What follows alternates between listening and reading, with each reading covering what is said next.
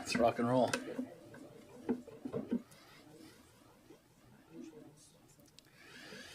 Good evening, Council. I'm going to call us to order here. It's 6 o'clock on the dot this Thursday, April 28th, 2025. This is a special meeting of the Council to look through our budget deliberation. Monday. It's Monday. Yeah, it is Monday, April 28th, 2025 is the date. It's E-Day. It is E-Day? It is E-Day. Is there any other way that people would like to characterize today? Is there any additional? I've had a day. In calling the meeting to order, I recognize that we are in Mi'kma'ki, the traditional unceded territory of the Mi'kmaq people. We're all treaty people. An agenda for this evening's meeting has been circulated to Council. Are there any changes, any additions, anything before we approve the agenda as circulated, Council? Hearing none, I'll ask for a motion to approve the agenda as circulated. Moved by Deputy Mayor Charlton. Deputy Mayor, where'd your nameplate go? Oh, okay, there we are. All is right in the world. Seconded by... yeah, Deputy Mayor Blanche, yeah. Can I get a second to the motions? All right, seconded by Councillor Jenkins. All those in favor of approving the agenda circulated, motion carried. Thank you. Councillor, are there any conflicts of interest that you'd like to declare at this time? Any conflicts of interest? I'll remind you, as I did last time, that as we make our way through the budget discussion process, if we land on a business item that you think may have a real or perceived conflict of interest based on other things that you do in life, just flag it for us, excuse yourself from the room, we'll invite you back in after we can make our way through that business item. So there are none to be declared at this time. Okay, seeing none, we'll move ahead. On to the budget discussion. First thing we're tackling is revenue and taxation. Director Vito, take it away.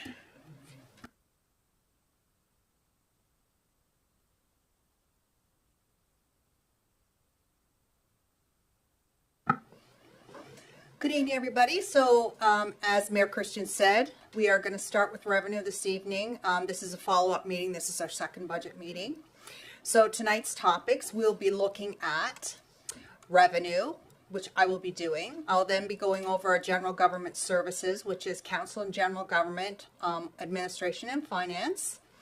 Then I'll be going over our protective services budgets. For that would be the RCMP, fire protection and emergency measures. The Director of Land Use will be joining me for the next section, which will be partially land use, and he also is in charge of certain parts of protective services, so he'll be discussing planning, bylaw, and inspection. Then we'll have Richard Lane joining us to review the economic and community development budget. Return to me, myself, and I for the recreation and cultural services section of the budget. Hillsview Acres, we have lovely Audrey Womble with us who will be talking about Hillsview Acres budgets. And then finally, I will review transfers to and from reserves. Are there any questions about the agenda? Fun times. No, I apologize. I now see that the agenda said Thursday, so I understand your persistence that we call it Monday. It is Monday, isn't it? It is. It's like, oh, I lost 3 days of my life. Okay. So we'll begin with, obviously, revenue. So in this year's budget, we are forecasted to bring in $20.5 million in property tax revenue. So our assessment value increase for 25-26 versus 24-25, $86.9 million. And that generated roughly $900,000 in extra tax revenue. And that's based on our current base tax rate, which is $1.04. So those things are split into these categories, which I have outlined for you here. Residential is 12.4 million, commercial is 2, our resource is just under $1 million. We've got area rates of almost 2. Special assessment, that's wastewater. That's really just the base rates of the sewer charges, but for reporting purposes, it's included in the taxation area for our financials. Business property, 1.4 million. That's things that we get from Bell, Nova Scotia Power. They're determined by the province, and I don't really understand how they do, but they send us money, and I will gladly accept it all. Deed transfer tax, we set at roughly the same level as we're anticipating this year, so no growth, but no decline either. I really don't know. It's one of those things that, you know, we kind of always kind of estimate at the budget time. And then we have tax recoveries of $10,000, which is slightly below what we saw this year. But as we continue to work through all of our tax sales and do our surveys and properties and find out why they weren't taken to tax sale earlier, so our recoveries reduce because we take less things to tax sale. Does anyone have any questions about our taxation revenue? Okay. Next section is grants in lieu. So what this is basically, this is tax revenue, but it's revenue from other government agencies like the post office for the federal government, for example, or the schools by the provincial government. So there's no real change in our grants in lieu. Services provided to other governments are $2.3 million, and those are our contracted solid waste partners. Our tipping fees increased this year 2.35%. I brought the staff report and council approved those. Sales and service is $2.7 million. Those are the non-contracted tipping fees, and we were able to increase those about 20%. We had to, as I said in my staff report, because we had to compensate for the increased price of labor and operational costs in our solid waste facility. Hillsview Acres is included in our sales of service section, and that's $1.65 million, and that's revenue from or on behalf of residents. Tax certificates, about $15,000 a year. That's roughly the same as what we expect to collect this year. And also our parking meters is roughly the same as what we collected this year of $12,000.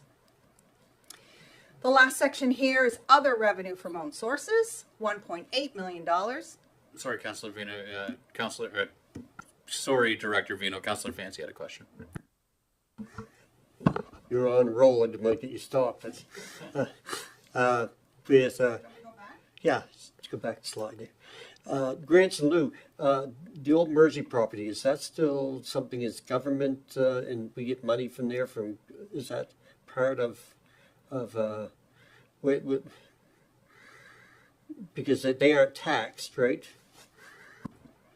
I don't believe they are not taxed. They're not in I don't believe they're in our property tax, but I would have to check that with the tax clerk. I don't know that answer off the top of my head, Councillor Fancy, but I'll get it for you for next meeting for sure.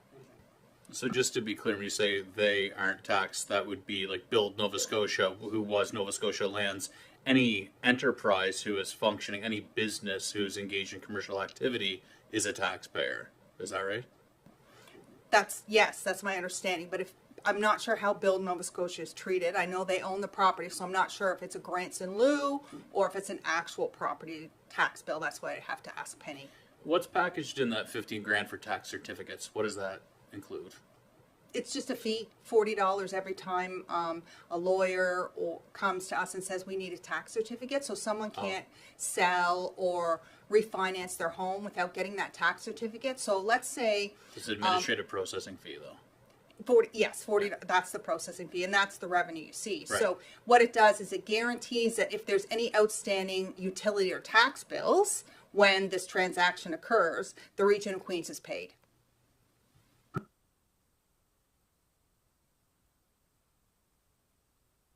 Okay, I guess back to me. All right, we'll move on to the revenue from own sources. $1.8 million. So we have our building permits and our development fees. It's about $52,000. Fines are $31,000, and that is fines, sheriff fines. They come from the Department of Justice, and I know that there was an inquiry at a previous council meeting about the source of those fines, and it's my understanding now that they are indeed revenue from our MVIs that are in our area. I just have to confirm whether we get all of it or we get a portion of it. So I'm still working on that. Rentals. So we do have some properties that the Region of Queens owns. The Liverpool Business Development Center being one of the key ones. So when you see rental there, it's rental income from the RQM owned properties. We also earn interest from overdue accounts, which is $185,000. Interest on investments. We invest our money in GICs, our operating cash, especially at the beginning of the year when the tax revenue comes in, and then pull it out as the year goes by and we need it. Queen's Place revenue is $466,000. It's lower than it has been before. We have lower advertising and sponsorship. We have no events contracted for this year. We did, however, absorb that 1% decrease in HST. So we didn't adjust the prices because most of the prices are HST in. So we just we didn't increase the price, but we got another percentage revenue because the HST got 1% lower. Recreation revenue is $40,000 because we only have one pool operating this year. One of the biggest pieces of that recreation revenue line is swim lessons and pool revenue from the summer. When you say no events for this year, you mean fiscal year? That's correct. So April 1st to March 31st, there's nothing on the docket that I'm aware of that would bring an event revenue for us. Therefore, it has not been put anything in the budget for that. Because there's a women's hockey tournament in May, so that doesn't bring us any revenue then? That's why you don't include it? That's not considered a full facility rental. That's an ice rental. So a curling event, for example, a concert, for example, we've had like trade shows and expos and things like that. Or when we have some community groups come in and rent the entire facility, that's what I consider to be an event. Okay, thanks. I had a question about the interest on overdue accounts. So those are for residents who haven't been able to pay their taxes on time, is that right? Or That's correct. okay, so that's the type of revenue that we're trying to avoid collecting. Is that go to general revenue, or does that accumulate in a reserve somewhere? No, that's general. That's a general revenue source. So it's not taken and put anywhere else. It goes falls right to the bottom. So whether a surplus or deficit at the end of the year.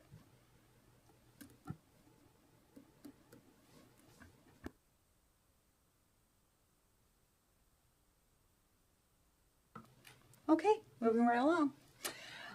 The last section is miscellaneous revenue. So some of the bigger pieces in there, and I want to speak to the vacancy allowance, which is the majority of that line. So a vacancy allowance is something we started doing last year. It is a list of positions that we have vacant currently in our organization. I believe we have 12 vacant positions. And what we do is we take the salary of those 12 positions, we multiply it by 50%, and we add that back to revenue. Because if we don't, all of those positions are fully costed down below on the expenses. And so what was happening was we would be budgeting for all of these wages that we never paid out because the positions were vacant. So actually it was CAO McDougall the last time he was with us who suggested that some municipal units use this as a kind of like a counterbalance. So we're never going to actually see any revenue posted against it, but what it will do is it will compensate if we're not able to fill those jobs down in the expenditure section. We also added a line for EPR. Don't remember what that is. Thank you, extended producer responsibility. We put in a placeholder of $100,000 in revenue because we're not really sure what path council is going to take on that. So we just put in that placeholder there to compensate for whatever decision is made. And then there was about $100,000 in other sundry revenue for that. Does anyone have any? With the EPR money, is that sort of counting on something that's not going to be coming, or we don't know if it's coming in? It's my understanding that is being implemented on December 1st.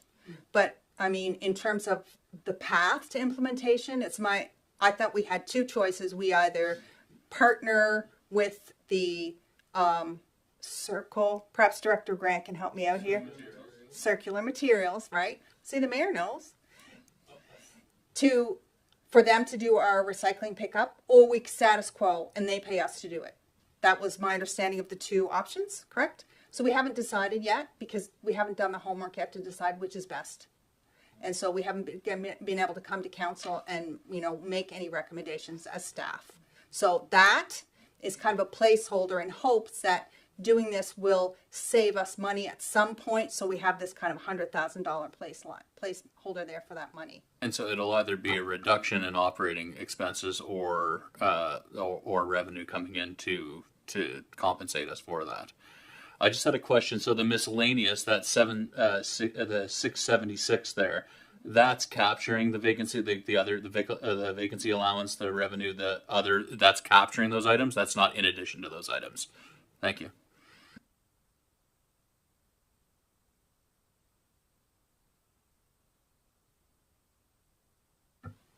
Okay. Unconditional transfers from other governments. That is, unconditional means when the Region of Queens takes in this money, you as council have the discretion to spend it on whatever you wish. So our municipal finance capacity grant is a perfect example of that. We receive that every year. It actually went up from what we received, I think, last year because of the different shared agreements with the municipal units. And then there's a very small portion that is attributed to farm acreage. Conditional transfer from other governments or agencies, I have $75,600 there. The majority of that is diversion credits. And when I say conditional transfer, it means that we get it because we spend it on something else. So diversion credits are supposed to be spent on diverting waste. And any grant funding approved during the year really depends on what we apply for. So I can't really budget because I don't know what we're going to apply for. Or I may know what we're going to apply for, but we don't know what we're going to be approved for. And I guess one of those, I'll give you an example. In the capital investment plan, we have a compressor panel from Queen's Place. And Director Roberts applied for a grant to help offset some of the costs of that. That we'll know by the end of June, but I don't know how much, if any, we will be able to recover from that until that grant letter is received. So we have always just budgeted based on what we know to be true, and then if we get grant funding, you'll see the difference at the end of the year. You'll see that should be more than $75,600. Does anyone have any question about those two things?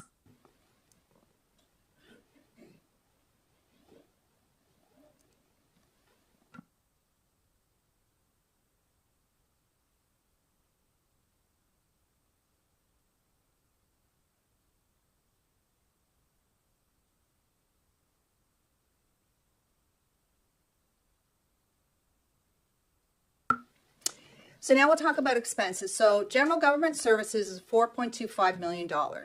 We have different categories within that section. Council remuneration and expenses, about $250,000. General administration is $1.9 million, almost $2.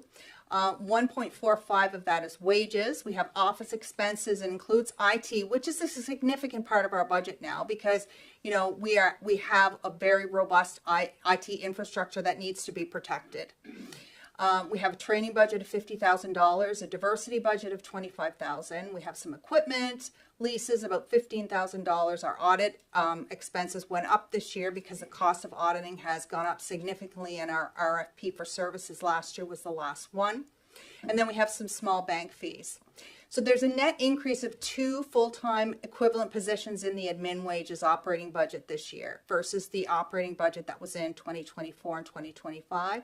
And those 2 positions, they're listed on your FTE change. We have the director of HR, which is people and culture now, that we'll be hiring for, and also an admin assistant. Neither one of those positions existed in the 24-25 budget.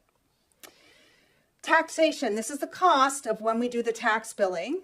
And it includes the actual costs of running the machine, getting the envelopes, mailing the tax bills, our tax clerk. And the biggest part of that is our portion of the Property Service Valuation Corporation costs, which is split on amongst all the municipalities every year based on their uniform assessment value. Finally, on this slide, the administration building is the building that we're sitting in here. So maintenance and operations of this building is just under $100,000 a year. Sorry, just in regard to the 599, my apologies, 599, 165 taxation, you mentioned PVSC assessment costs. I'm just wondering what amount out of that 599 is the PVSC? I'm assuming it's quite substantial. Thank you. $329,000.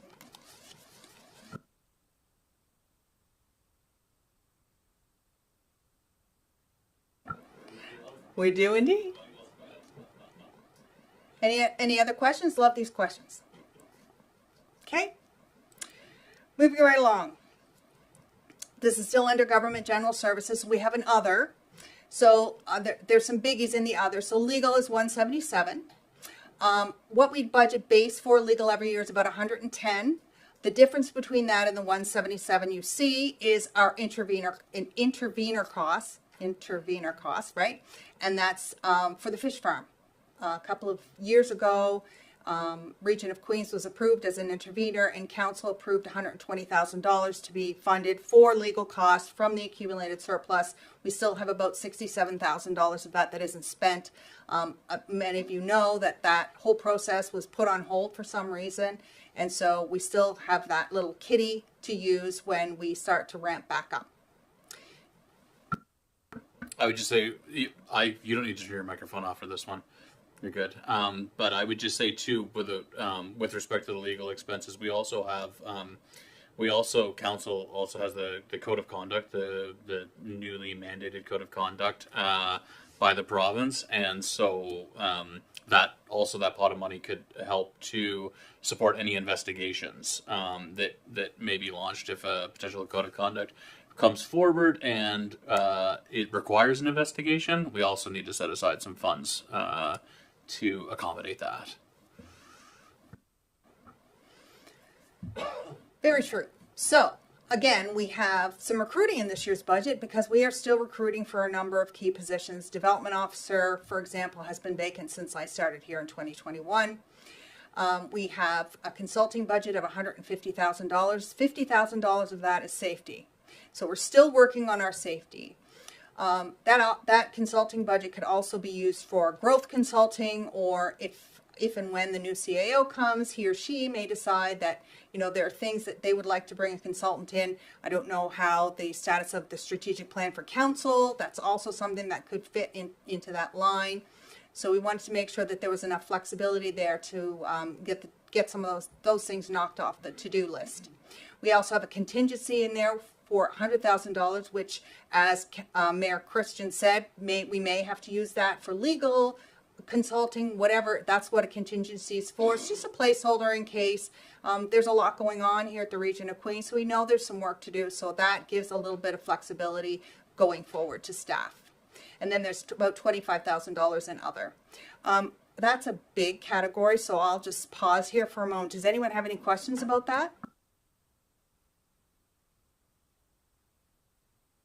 So the consulting and safety are all packaged together in that 150, that line item? Thank you. Conferences, we have about $47,000 budgeted. So we have AMENS, which is Administrators of Nova Scotia, NSFM, and FCM. Community Investment Fund, staff have left that at $175. We did pull another $10,000 into that line this year because we're kind of overprescribed. There is a reserve and there is a balance left in the reserve should we have to fall back on that again this year. Other is about $600,000. So we have grants to organizations of $535,500. Communications and promotions of $29,000. Scholarships at $9,000. And others about $5,000. And those grants to organizations are non-recreation grants to organizations. The recreational source grants are down below in the recreation section. We also have uncollectible taxes of $15,000, which is $10,000 more than we typically budget because we have had an incident where we have one PID and two assessment numbers. So we've had two bills going out for the same property for the last decade. So that's been all fixed up. And we have to just write and remove that bill from our records. So that's why the uncollectible tax is a little higher this year. Does anyone have any questions about that one? Grants to organizations. I'm not sure what that is. Could you explain that? We have a couple of organizations that I believe have approached the municipality and asked for funding support to help leverage projects that they're doing. Right now it's grants to organizations because we're not sure that they're public yet. But that amount of money does not affect the tax rate because those grants are funded from the accumulated surplus. The only part that does would be Queens County Transit, which is $70,000. That is included in that number. Yeah. Councilor Mero, I think it's just, as we discussed in a closed session, that those there are two big pieces that we're not able to disclose because they're tied up with potential funding from other orders of government. Yeah.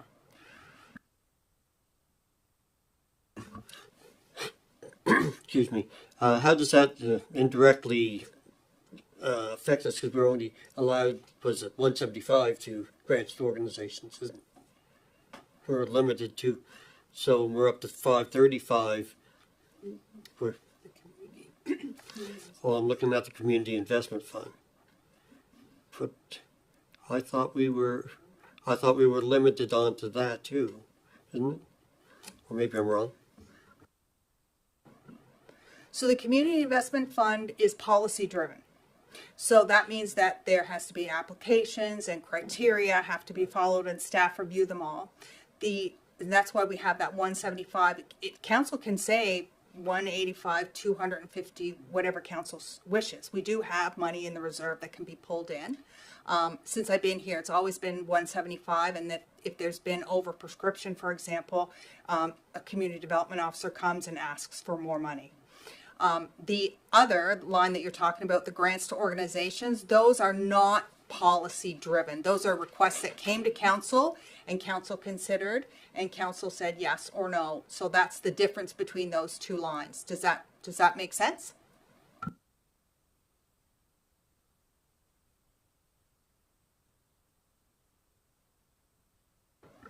I think, and I just want to be clear here that before those funds are actually distributed, that will be discussed openly in an open meeting of council. Importantly, we're just not at liberty to disclose them right now because of the other orders of government that are potentially involved in those.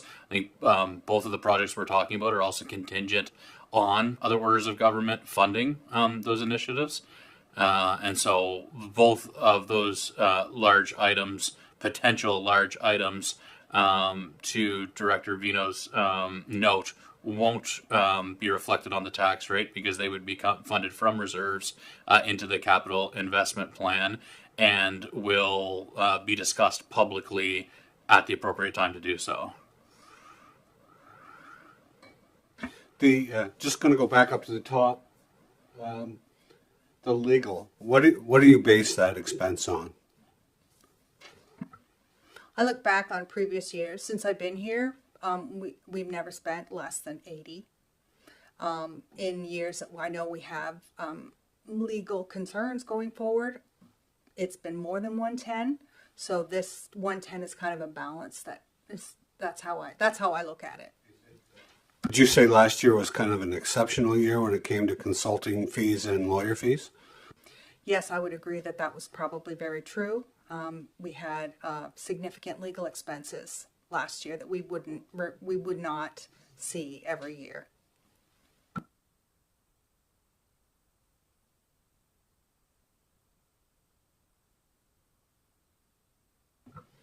Okay.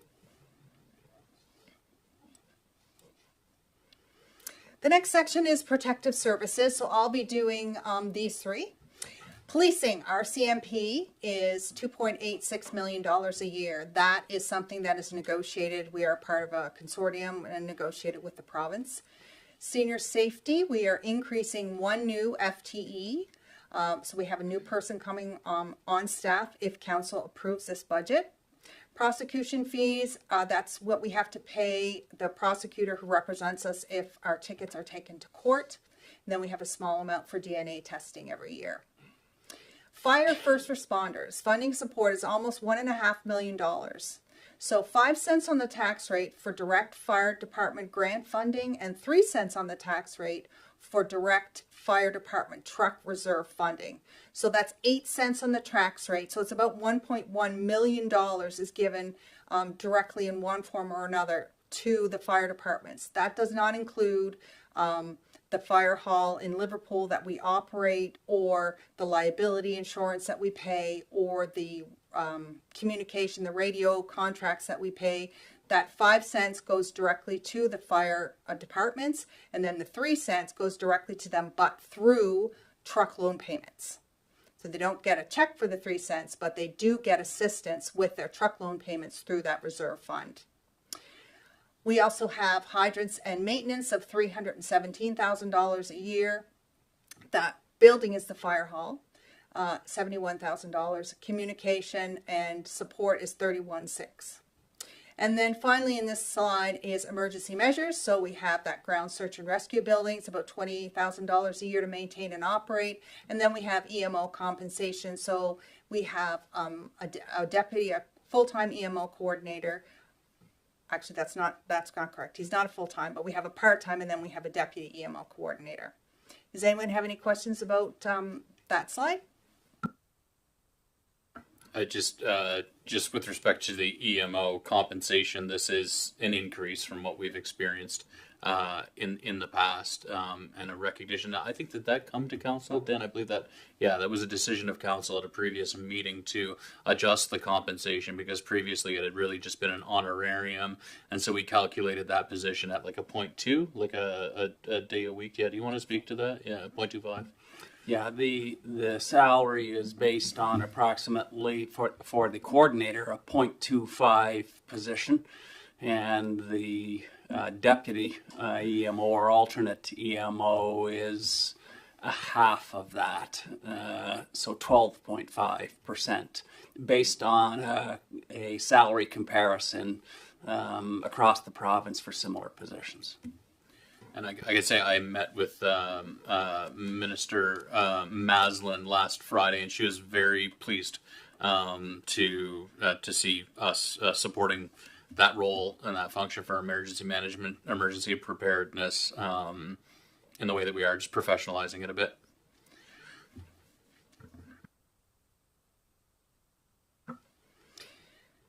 Next section is Director McLeod.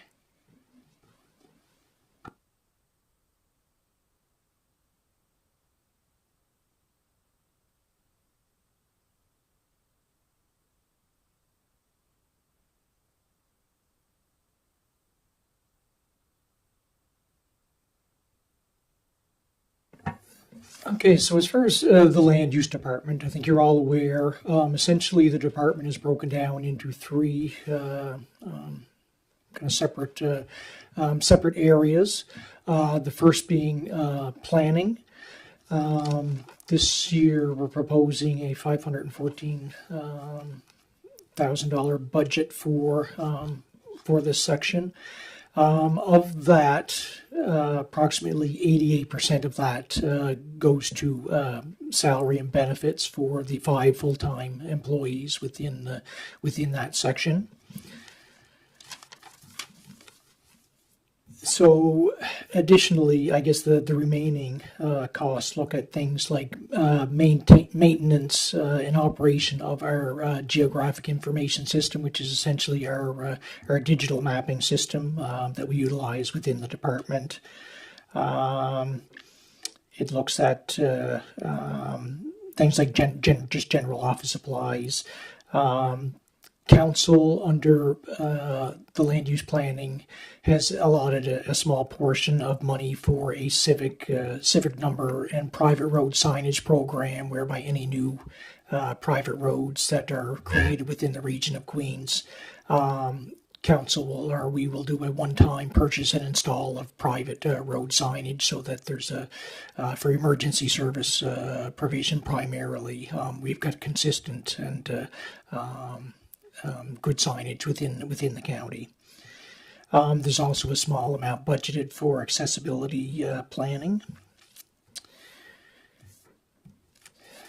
And the second section is bylaw enforcement. Currently, we have one full-time and one part-time position within bylaw enforcement. We are seeking under this year's budget to have our part-time, that being a 60% position, turned into a full-time position. We're looking at continuity planning within the department and retirement of staff. So we're seeking to have that part-time position changed to a full-time position.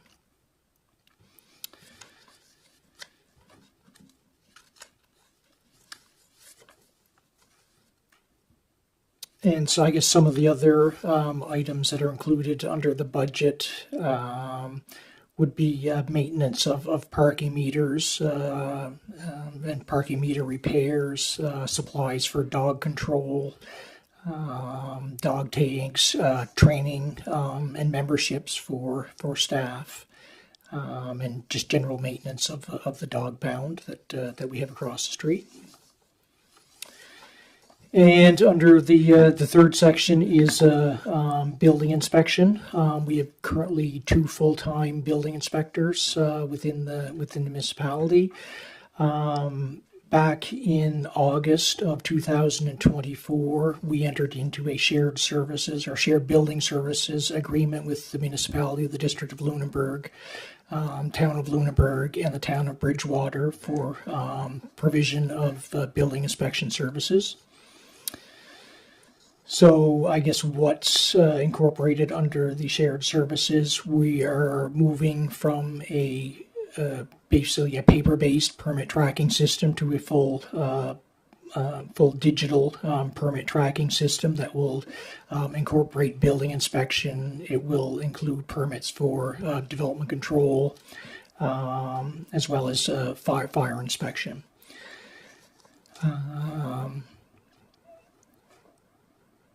And I guess some of the costs, other additional costs within the building inspection budget are training and memberships for our building inspectors, currently to be certified as building officials. Certain courses are required, and one of our building inspectors is, both of our building inspectors are level 1 certified.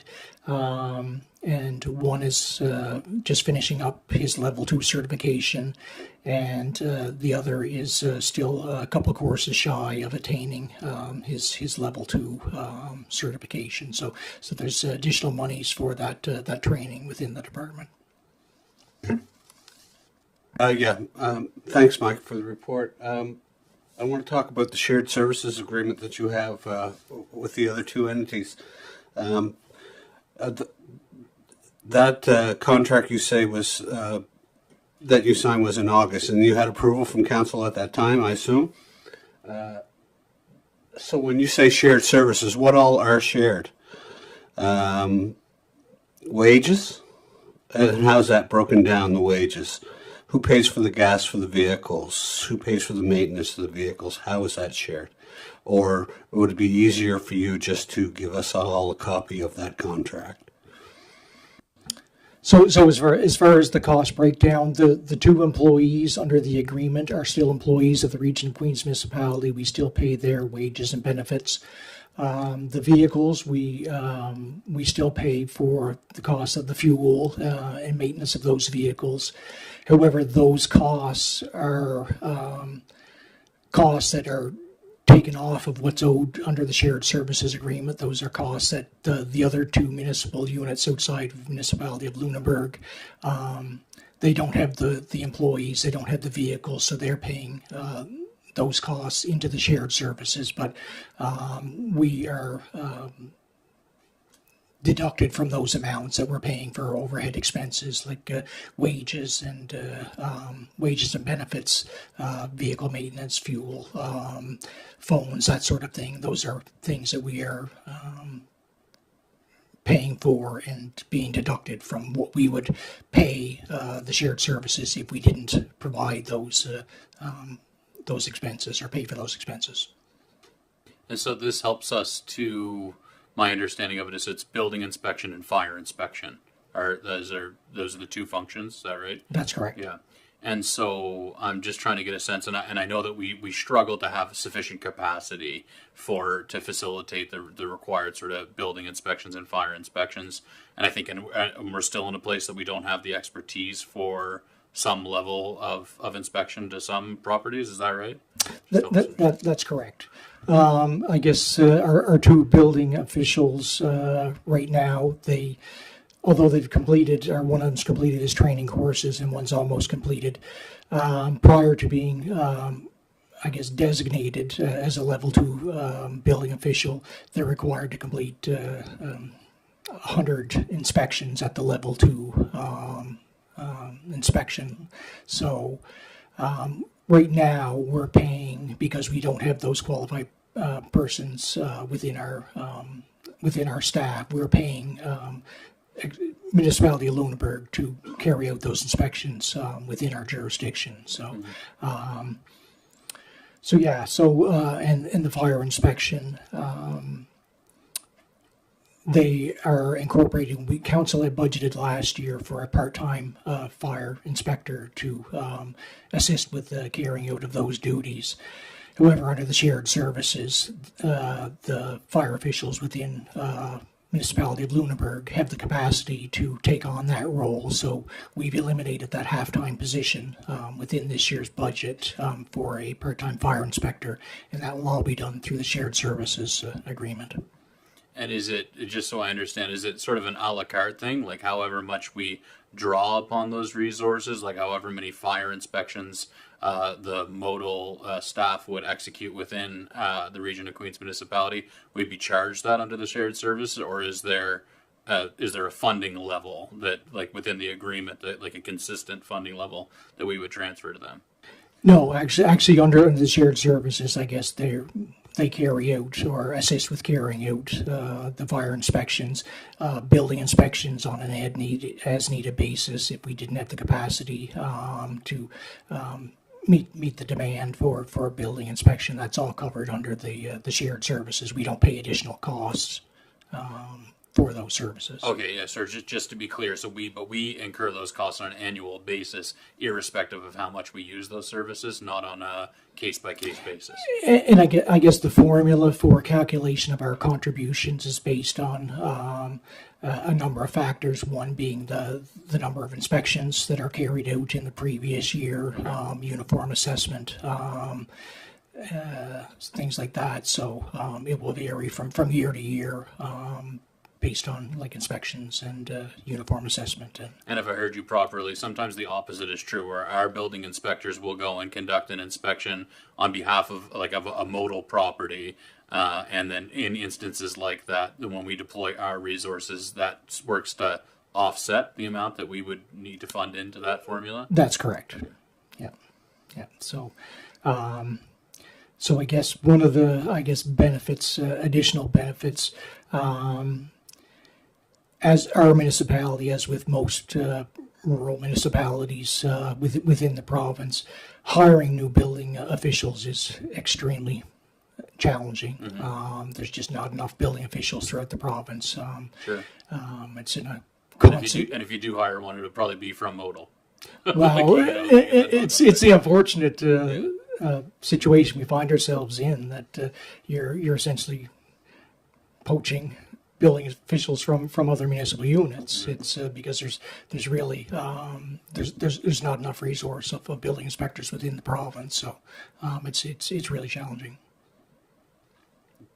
Do you have a sense at a high level, Director Vino or Director McLeod, what the increase in expenditures or expenses associated with being in the shared service agreement, like what's the real world cost of that on an annual basis? Right. I know it's early on, but what can we expect? Well, I think because it is early on, it's in the first year, and I know Right. Director McLeod and I have had a couple of conversations. I mean, we have an estimate in the budget of 110. Okay. And we're funding that from the reserve. So should that 110 go down, Yeah. it's not going to affect the tax rate. So really this year will be the telling year, because we're all new to this agreement. But Sure. if you think about the cost, let's say it is 110, for example. You think about the cost of hiring a full-time building inspector and a part-time fire inspector, Yeah. That your 110's gone right there. Oh, and then some. So it is far better for us to be, in my opinion, for us to be able to pull from another pool of highly qualified professionals and use them. We're still paying R2, but we use them when R2 can't, whether they don't have time because they're already booked doing other inspections, or they just don't have that qualification yet.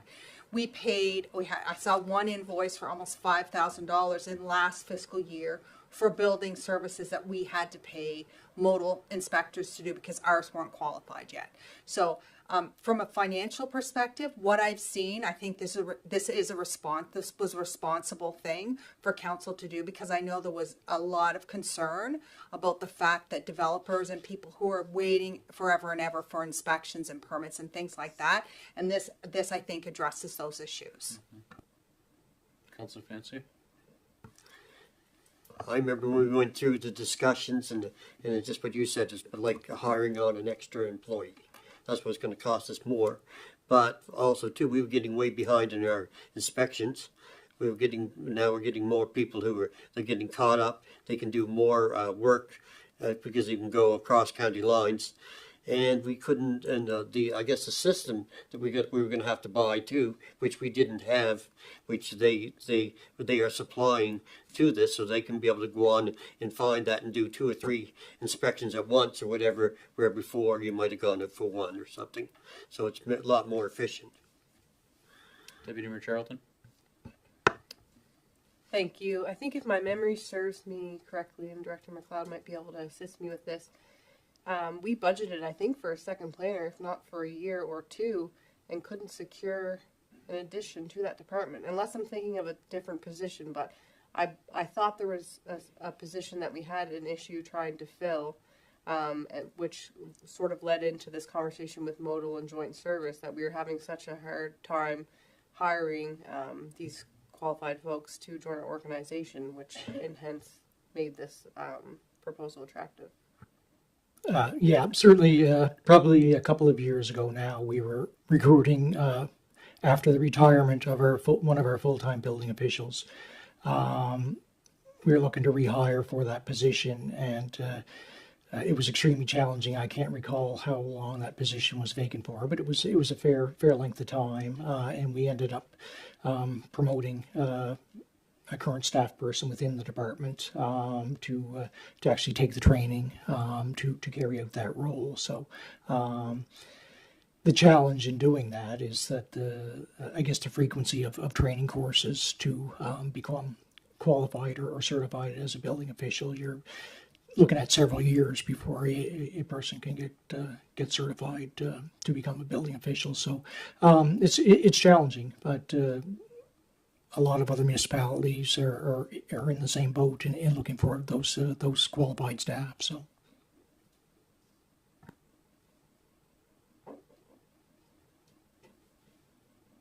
Oh, go ahead, Councilor Romero.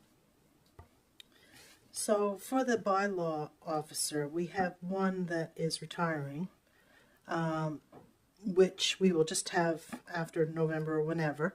We will just have one bylaw officer. So does this amount allow for a part-time bylaw officer for the rest of the fiscal year, as well as a full-time position? I want to speak to that because I think I misspoke at the last budget meeting, because you asked me that same question and I said, yes, it does, but it didn't. So I fixed it.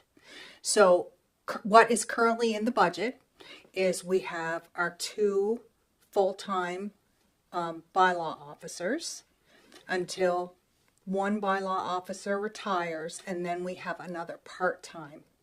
So we're still going to have our 1.6. So that's why the difference is 0.4 on your FTE change. And that 0.4, because it's succession planning, is funded from the surplus. So the cost of that is not falling on the taxpayer. It's being funded from the surplus. Thank you. I just want to make sure that we don't lose any bylaw officer. I mean, we certainly can't go back to 1 with the amount of work to be done. We should have 2, but 1.5 is better than 1. We'll take 2.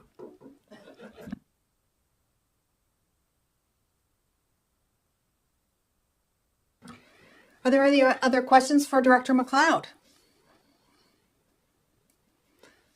Thank you, Michael.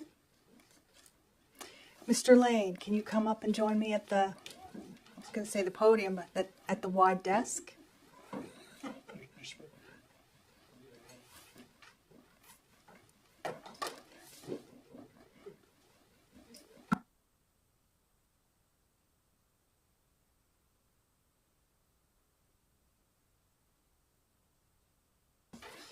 Good evening. Economic and community development. So when I was asked to put some numbers together for this budget, I had to be cognizant of two things. One being that there are obviously changes within the Economic and Community Development Department. And secondly, that you are undergoing a strategic priority review, the costs of which we can only anticipate. And so some of the budget lines have numbers in that are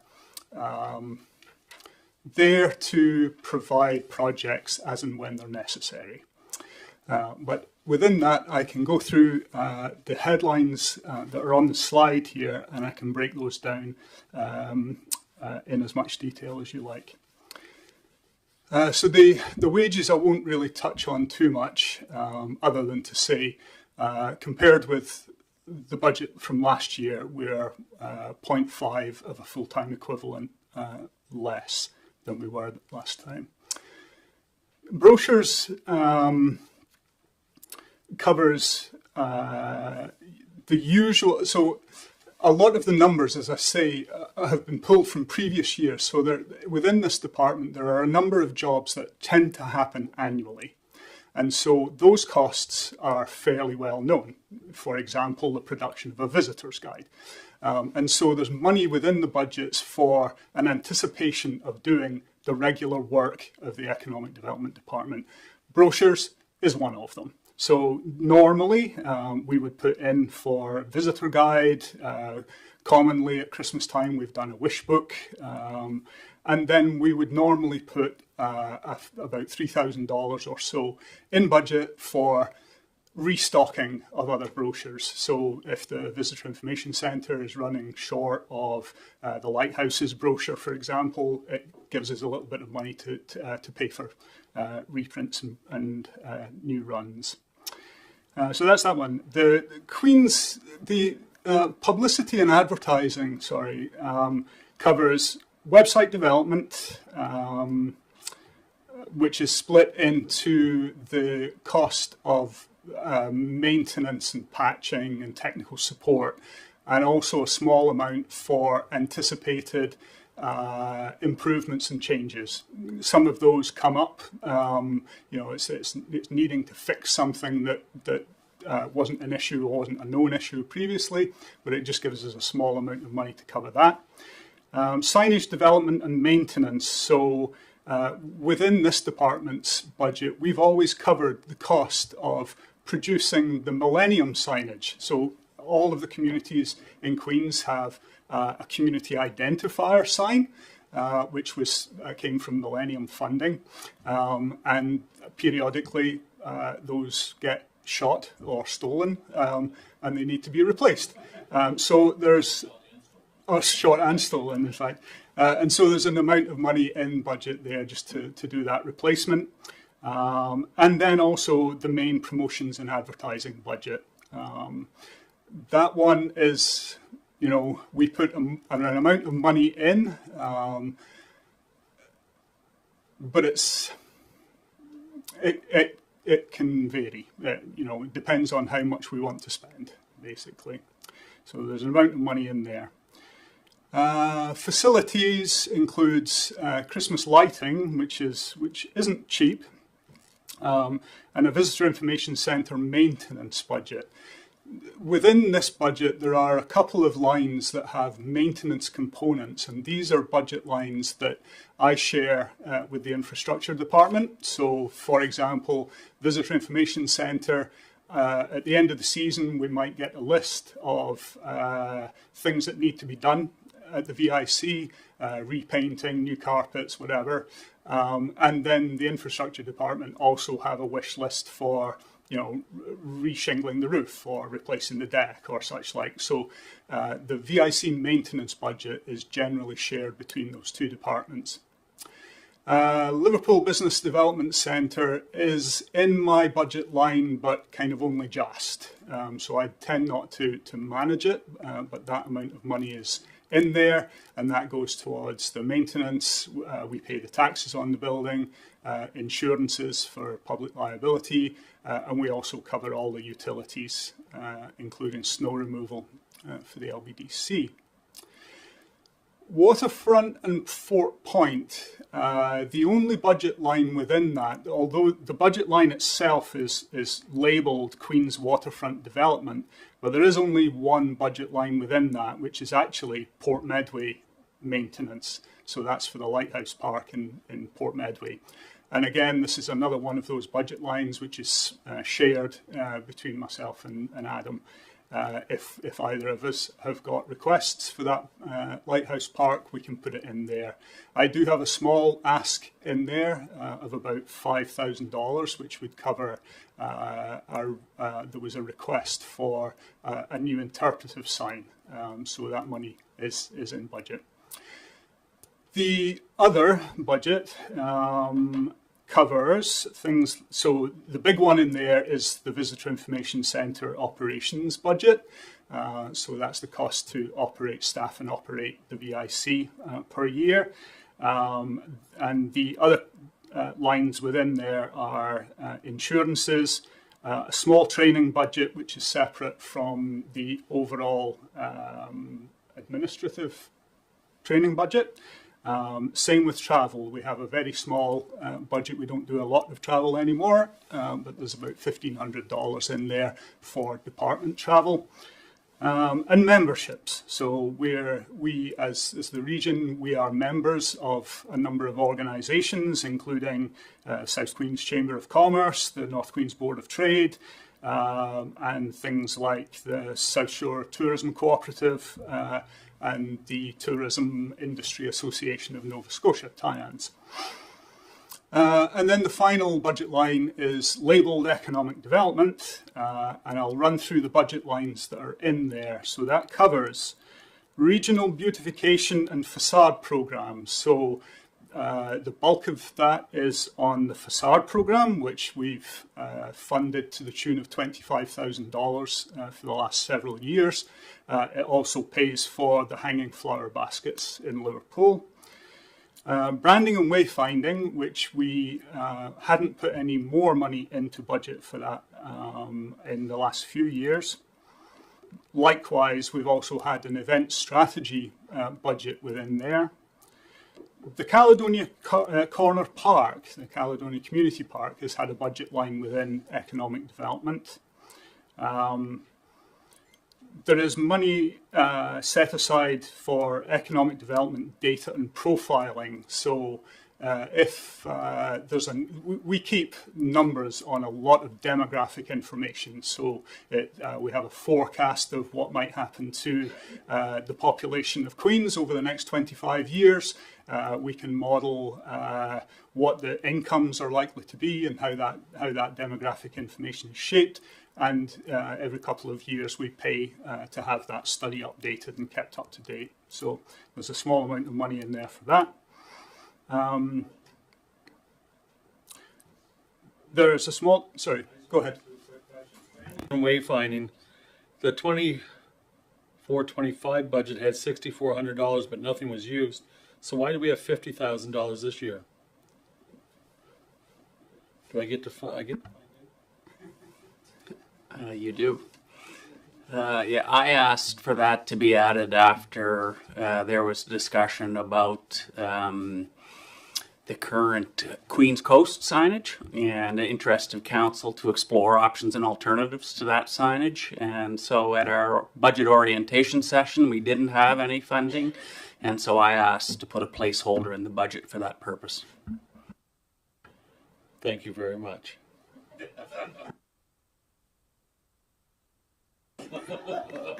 Can I ask a quick one too? Just going back to what you said, I was scrambling making notes here. The facade program, where you say it's $25,000, which includes the flower pots. The facade program itself, is that for the downtown core, or is that for the whole county? The facade program is for the whole county. Yeah, it started off as an initiative for revitalisation of Liverpool downtown, but after the first year it was widened and agreed by council that that amount should apply to downtowns of other parts of the county. Yeah, so just to be clear, there's $40,000 in that budget line. 25,000 is for the facade program, and there's $15,000 set aside for all the costs relating to hanging flower baskets. Director Vino, there was a lot of discussion with this council about whether we called it a revitalization of the downtown core or what we planned on doing. When we're looking at something like that, whether it's through committee or with citizens of the community, do you see that coming from that particular fund and we would need to up that fund, or would you see that coming from somewhere else? That's something that council can decide if council wants to use this fund for that.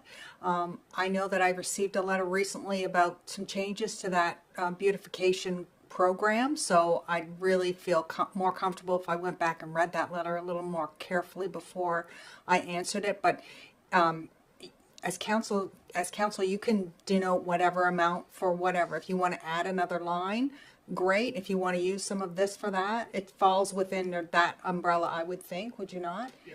And there was one other thing I just noted, because I wanted to make sure that especially our councillors from North Queens are aware, we do provide a $15,000 grant to the North Queens Board of Trade for operations at the VIC in North Queens. So that is included in that VIC operations number.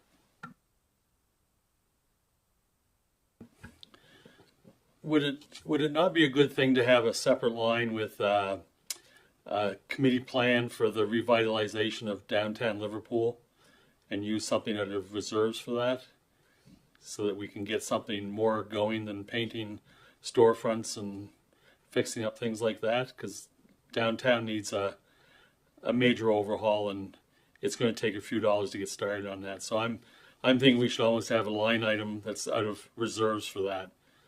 Any opinion on that? I can do whatever council wishes. If you want me to make a new line item and fund it from the reserve, no problem whatsoever. I think council needs to decide exactly what the parameters are around that, so that staff have clear direction on where and how they can spend that money before we go and add it. But I certainly, I work for you, Councillor Jenkins. I'll just interject there that I like in the strategic priority setting activity that we've undertaken, we identified the development of a sort of comprehensive economic development strategy and tourism strategy, of which I think revitalization of our core commercial and downtown areas would be an aspect of. And it's probably, I don't disagree that it probably makes sense to allocate specific monies to that rather than trying to draw from general consulting services if we know that is something that we want to undertake that specifically addresses economic development, is about stimulating economic growth in the area and revitalizing downtown, which is a massive and historic undertaking, I think. But I don't think we should shy away from it. But I'll let you jump in there, Deputy Mayor Charlton.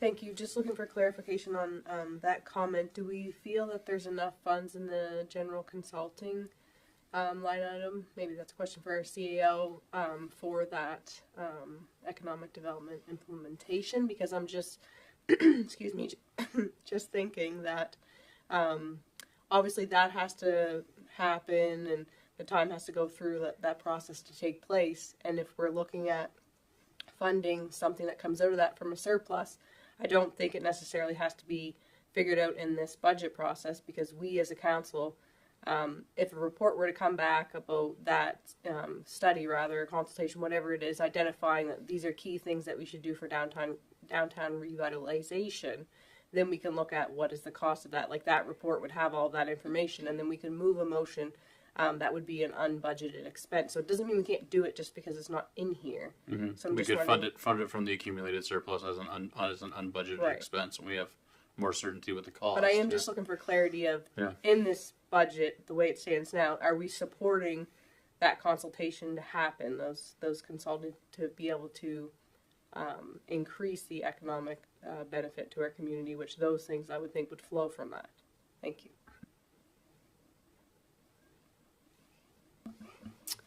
I think I understand the question. If not, get me back on track. So we did identify some expert third-party resources. The few items that that we were thinking about included economic development strategy, tourism strategy, recreation, master planning was one of the other topics that was raised.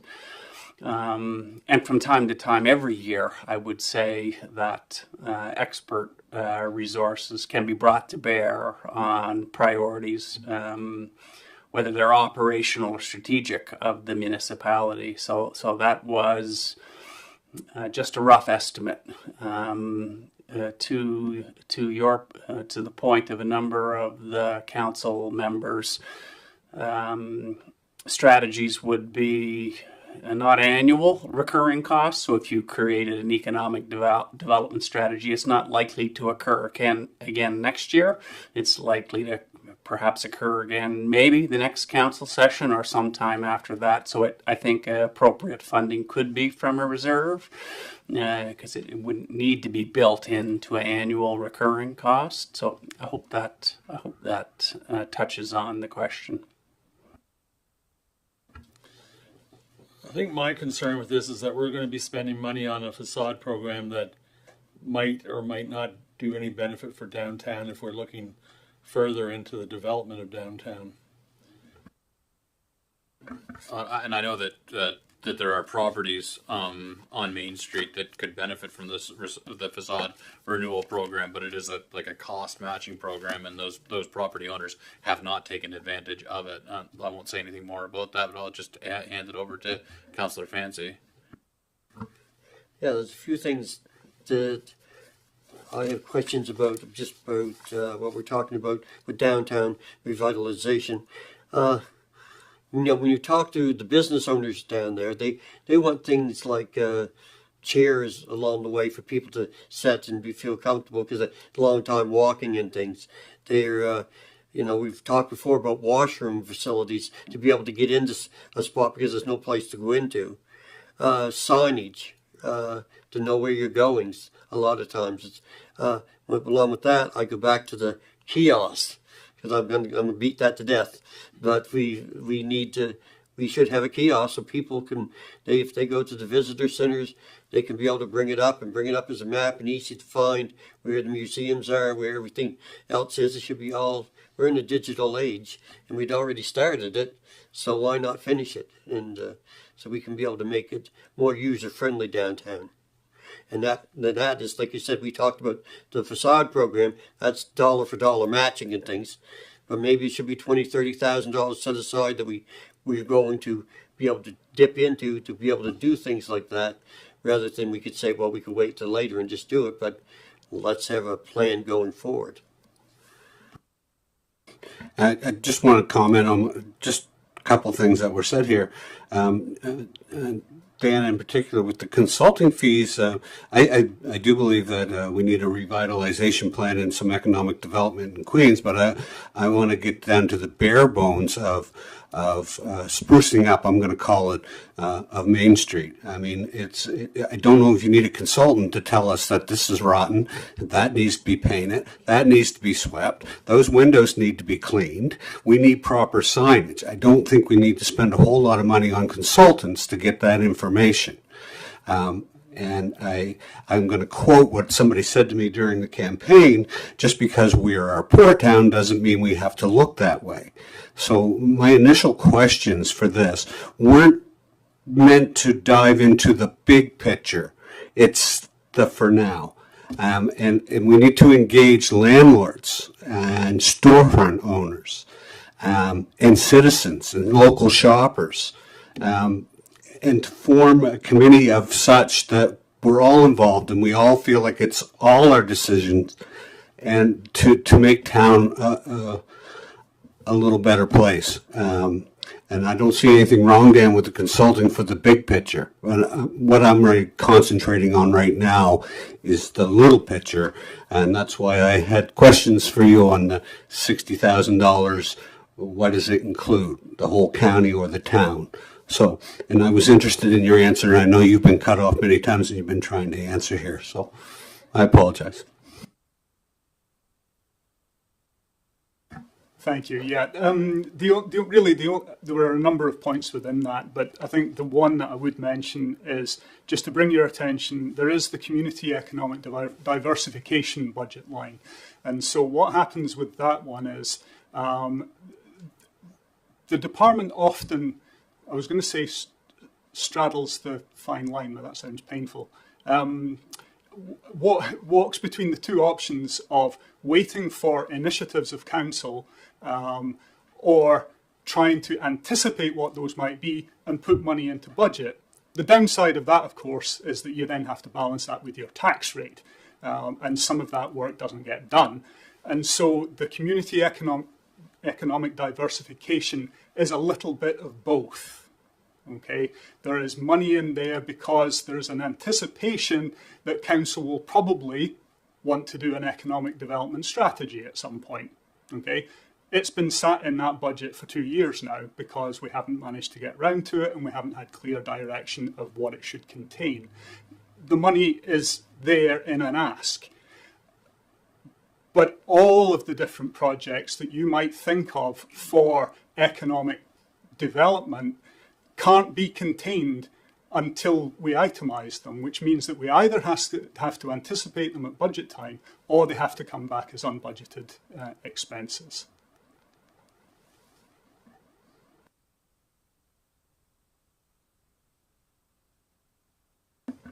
Any other questions on that, Council? Go ahead, Councillor Merrill. I just had a question regarding the Christmas lighting and wreaths. I know that we were doing extra hookups out at North Queens. Are those all completed now, or do we have more to do? All of the utility poles that we originally planned for have been powered. So there are 12 poles in North Queens that have hangers on, and I'm going to say they're all powered. Yeah. We did actually put some money into budget as well last year to buy some new hangers, some of which were planned to go into Greenfield.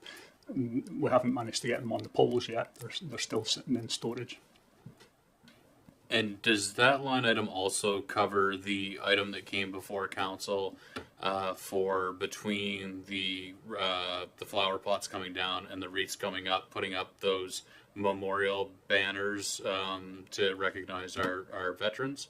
Is that part of that line item too? It's not specified as a line item, but there's probably enough budget within, anticipatory again, within things like the signage development and maintenance budget. You should usually manage to cover relatively small expenses. Another question for you, Richard. The events strategy implementation line. So we had 94. Is that right? 94 budgeted last year. And 50 budgeted this year.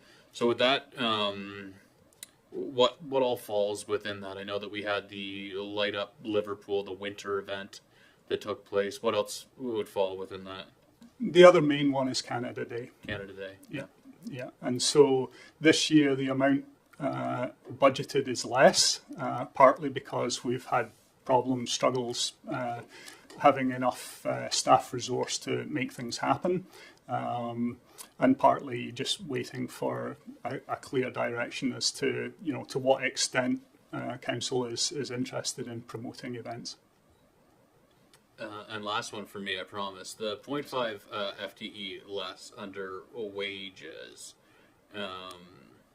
is that driven by a vacancy, or is that, yeah. So that is a result of some organizational restructuring. Right. So we have eliminated the director's position, but we have another position that will be taking over 50%, that will be split 50%. So that's why you see that diminishing of 0.5. Okay. I see. Thank you. Hi. Back to the flower pots. I have to ask this question because North Queens is probably watching, and they'd like to know if we're going to get them as well. The hanging, right? Hanging baskets in North Queens has always been a problem. Not so much from the hanging of them or the procurement and buying of them, but the maintenance of them. Yeah, in town, we've got someone who can do that. Outside of Liverpool, that becomes problematic. It would be extremely expensive to pay someone to travel out pretty much every day to water them. However, we do have an amount in that budget line to cover plants for the flower planters that are in North Queens. We had somebody out there that could water them. Would that be? It would certainly be worthy of consideration, yeah. Yeah. If that is something that council would like to look at, I could do with knowing very quickly, because Mr. Downey has already got his plant started. So if there's an addition to that, I'll need to know about it. Thank you.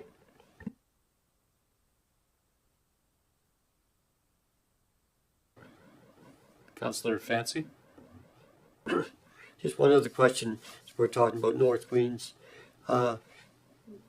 Originally, we had, I think it was 50,000 in there for the corner park at the start, right? And then when they took money out, and then it's brought back here to 30.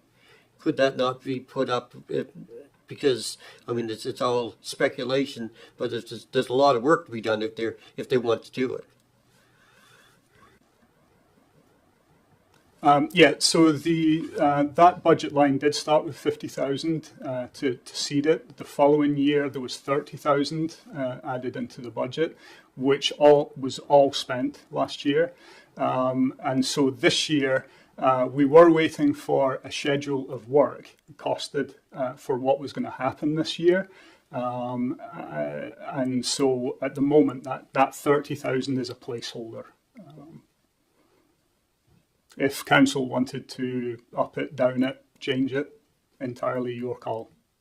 So just to be clear, but we don't have any cost certainty with respect to a work plan that they would be looking at executing on that property. Exactly, yeah. I was hoping to have a costed set of next steps for that project, which would have more accurately informed my budget request. Thanks. Anything further for Richard at this time, council? Thank you.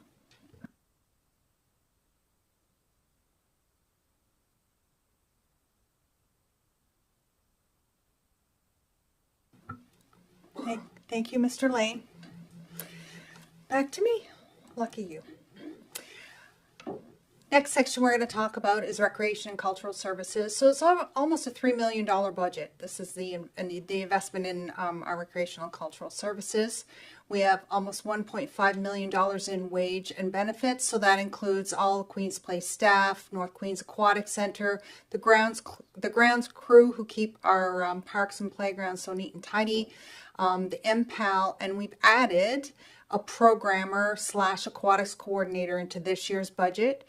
There's 2 full-time equivalent increases since last year's budget. The other position that was added during the year was an additional Queens Place operator. Queens Place maintenance, utilities, insurance, promotion, fitness center equipment, that is almost $1 million a year. We have significant utility costs, power costs at Queen's Place are significant. I was just going to look and see if I could tell you exactly how much they are. Bear with me. Queen's Place is one of the meters that we provided to the wind farm, so that when we do get power from them, we'll be able to get our discount. So that was almost $320,000 last year was our power bill from Queen's Place. So it is a significant, so it's basically a third of the operating cost of the facility. We invested $156,000 in parks and playgrounds, $50,000 to operate North Queens Aquatic Center, $150,000 in our museums. The library was $92,000 this year. We used to budget an amount of money for operations when we rented a facility to house the library, but now those costs are a part of the Liverpool Business Development Center operating costs. Other recreation is about $150,000. We have some community recreation funding. In that budget line is funding for Greenfield and I believe North Queens Active Living support. We also have the physical activity strategy. We recently hired our new MPAL Morgan, who will be using that money to leverage it in the community, promoting healthy activities. And I would just like to say I, myself, did this budget with the help of David Kelly, who is our operations supervisor. So if you have any questions, I'll do my best to answer them.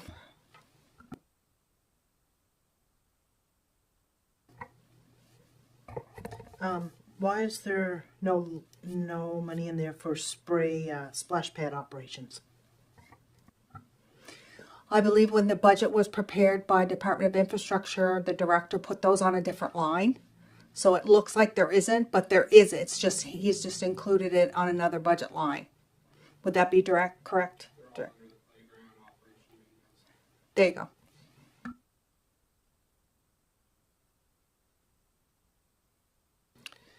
Thank you. Just wondering, under the other recreation, the 149,000 community recreation funding support, what all would that entail? Recognizing I'm not sure if that's something I can get the answer to this evening, Director Rena.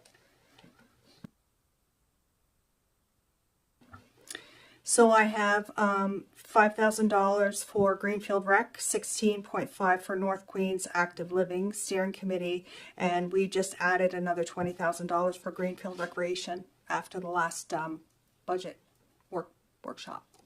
Does that answer your question? Yes, I think so. I'm just wondering, with adding a programmer position so that we can expand recreational programs outside of, like specifically Liverpool, for example. I'm just wondering if we also have funds allocated to support being able to have that programmer go out and do things, recognizing there will be grants that that person or a rec department can apply for, but I'm just wondering, how do we get them started? Is that considered in the budget? The job description hasn't been written yet. So it was one of those things that staff kind of heard at council meetings, how council wanted to be intentional about engaging the public more in physical activity, and where we didn't have an MPAL for an extended period, now we do, and we wanted to be able to partner that MPAL person with a programmer to get out there in the community. We can apply for grants to support those things, but also if we get to the point where we think that the lack of funding is inhibiting our ability to go out there and engage the public in those types of activities, I am sure that staff will come to council with a staff report saying, this is what we would need to do this, this, and this. And so you as council can say, yes, this is a budget this is our plan today, but it doesn't exclude you from approving funds in the future. I agree with you in that I know it is the will of council that we do better and do more as it relates to recreation programming. And I did get a chance to just informally speak with Morgan, our MPAL, and he did say to me that we have substantial infrastructure that we can utilize better, and that also so that there is, if you look at the breakdown too, so there are a couple line items that he talked about. the physically active, so the physical activity strategy implementation is there for about 33 grand. And then there's an equipment budget of $4,000. A lot of that is for the shared equipment, like the boxes that we have. Morgan just in last year's budget refreshed all of those supplies, so we're good there. So we could allocate. So a lot of, and then there's also the community workshops and the health and wellness initiatives, and then the community grants, and then the recreation programming. And so, I mean, at least in my conversations with Morgan, he did think that there were a lot of resources to draw upon, and then having appropriate supports from staff to create the capacity. And that he said, you know, a lot of other municipalities, if we look from the example of a lot of other municipalities, a lot of the actual programming isn't delivered by municipal staff. Oftentimes it's allowing for use of the facility and getting it started and removing barriers with respect to like insurance, like liability and things like that. But that the actual implementation of recreation programs oftentimes is for-profit or non-profit groups who will like provide programming within the spaces. So at least when I talked to Morgan, he said actually you have a lot of assets in there that we can better leverage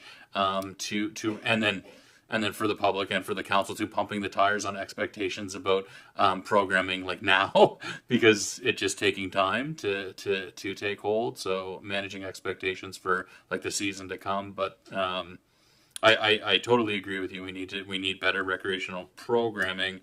My understanding in the brief conversation that I had with our MPAL is that we're fairly well positioned with the addition. Well, with him being really high functioning, I think he didn't say that. He didn't say, "Well, I'm awesome," but that's my interpretation. But then also in adding in that full-time position, pairing the aquatics with that programmer should make a world of difference. I think was the sense I got. Go ahead, Councillor Jenkins. I do have a question on here under other. What is the courthouse actually being used for? It's my understanding that it's operated as a part of the Queens County Museum. The Museum of Justice.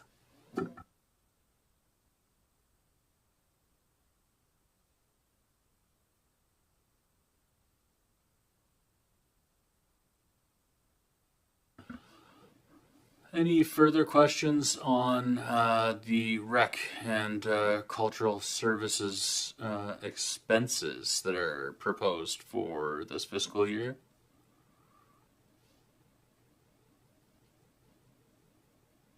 I do want to, I'm not sure if there's a separate line item, just but with respect to accessibility. I'm not sure if it makes sense here. I know that there's a lot of work to do with built environment as well as other components of accessibility. And I'm not sure if it's reflected elsewhere in the budget or if it makes sense to advocate for its inclusion here.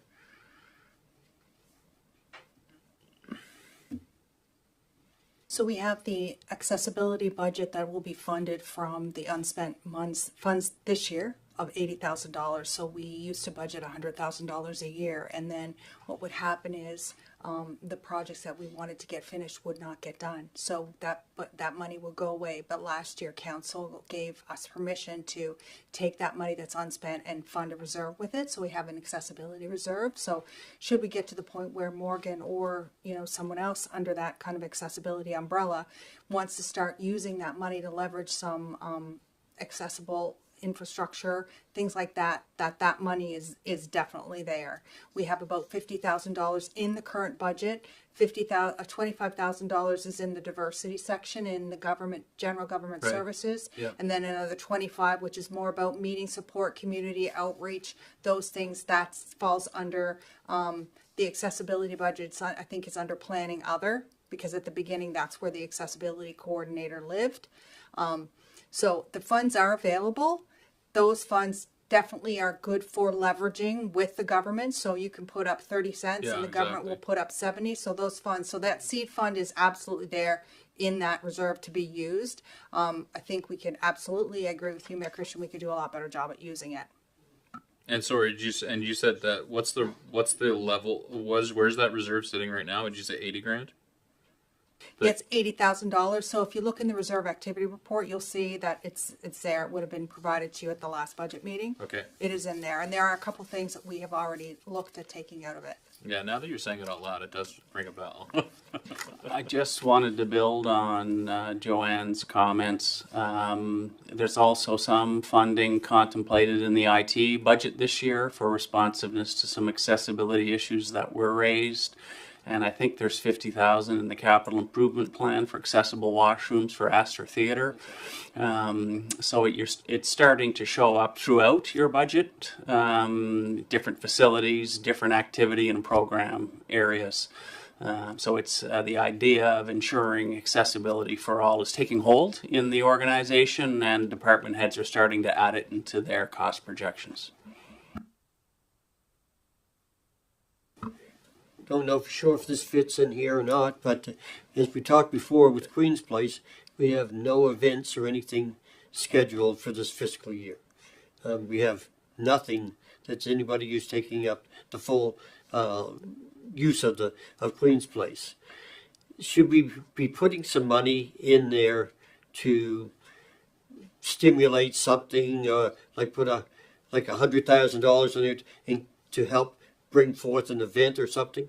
I'm just saying something. We just can't leave it open and just hope that somebody's going to come along and fill it.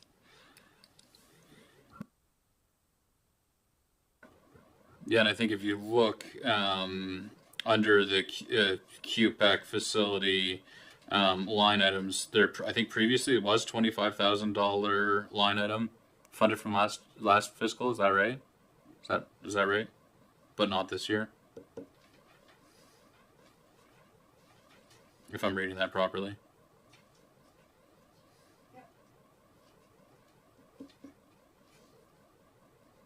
So that what you're looking at there, Mayor Christian, would be the cost. So the costs are $25,000 for putting on whatever event that was. So if you're looking at events as a council, what you have to understand is there's revenue associated with the event, but there's also significant costs associated with our event. So you have to make sure that you're willing for events to be perhaps a loss leader.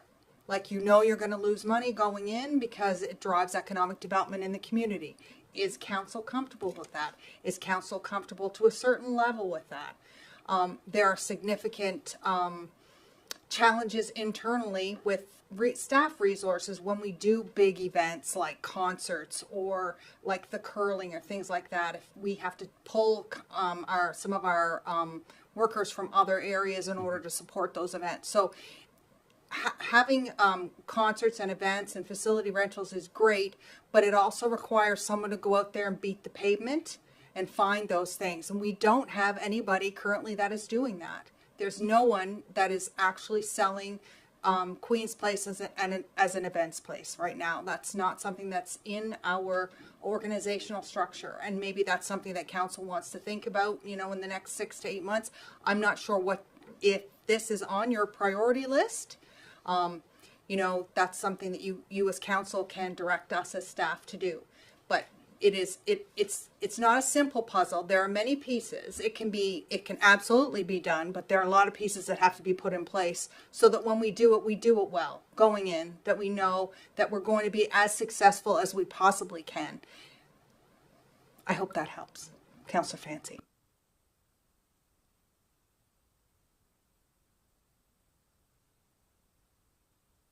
I mean, I agree with Councillor Fancy. I think it's something we need to in driving. We know that's underutilized, QPAC. We need to find. We need to do something to ensure that we're getting the taxpayers are getting some return on investment for that facility beyond how it's currently used. I think we've seen an uptick in usage just in terms of waiving the walking track. But I know that I've heard lots of feedback from residents that they want to see more events, want to see more happening at Queen's Place. So I do think it is something that we should consider as part of this process, budgeting process. What investments make sense to be made in QPAC.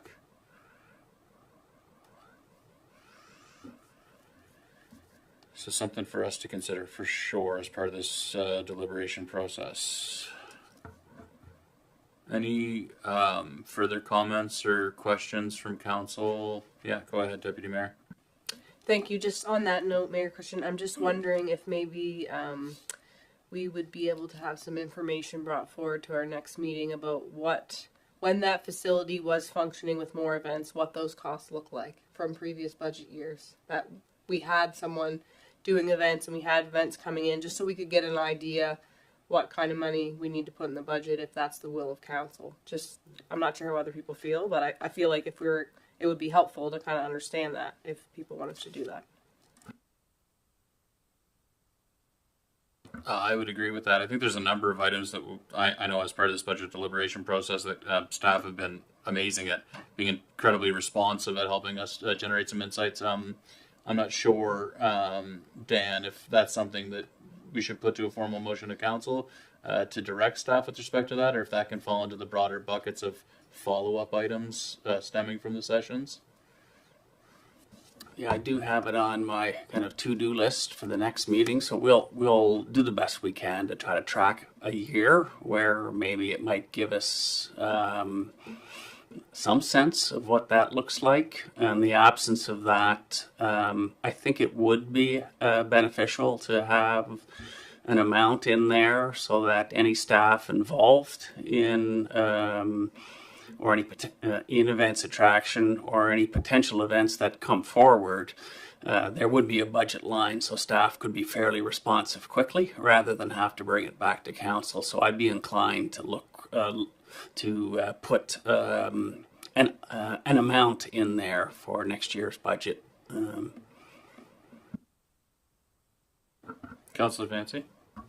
Yes, I know though on those last 3 or 4 music events we had, because I was on council at that time, and there were some we made a little money, some we lost a little bit of money, but each one of them are recorded. They would know exactly how much we made and how much we lost. So we would have some kind of an understanding of how much it was at that time. Mm-hmm.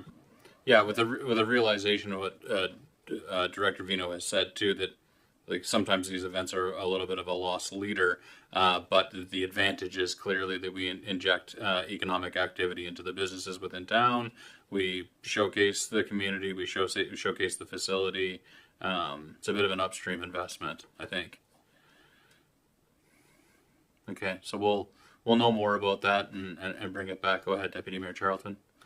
I just think to the CIO's point, he's looking for an amount to be added so that when we come back to the next meeting, it is considered, and then we could take it out if we didn't want to do it. Is that correct?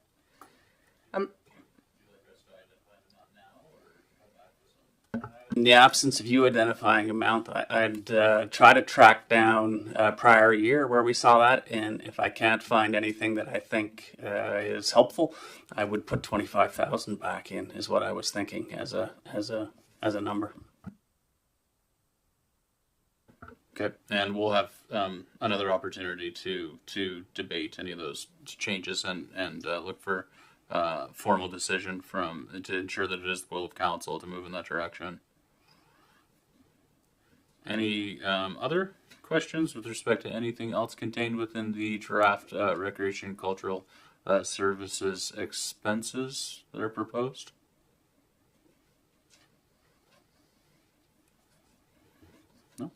Thanks very much. Thank you. And so now I will ask Audrey to come up and talk about Hillsview Acres.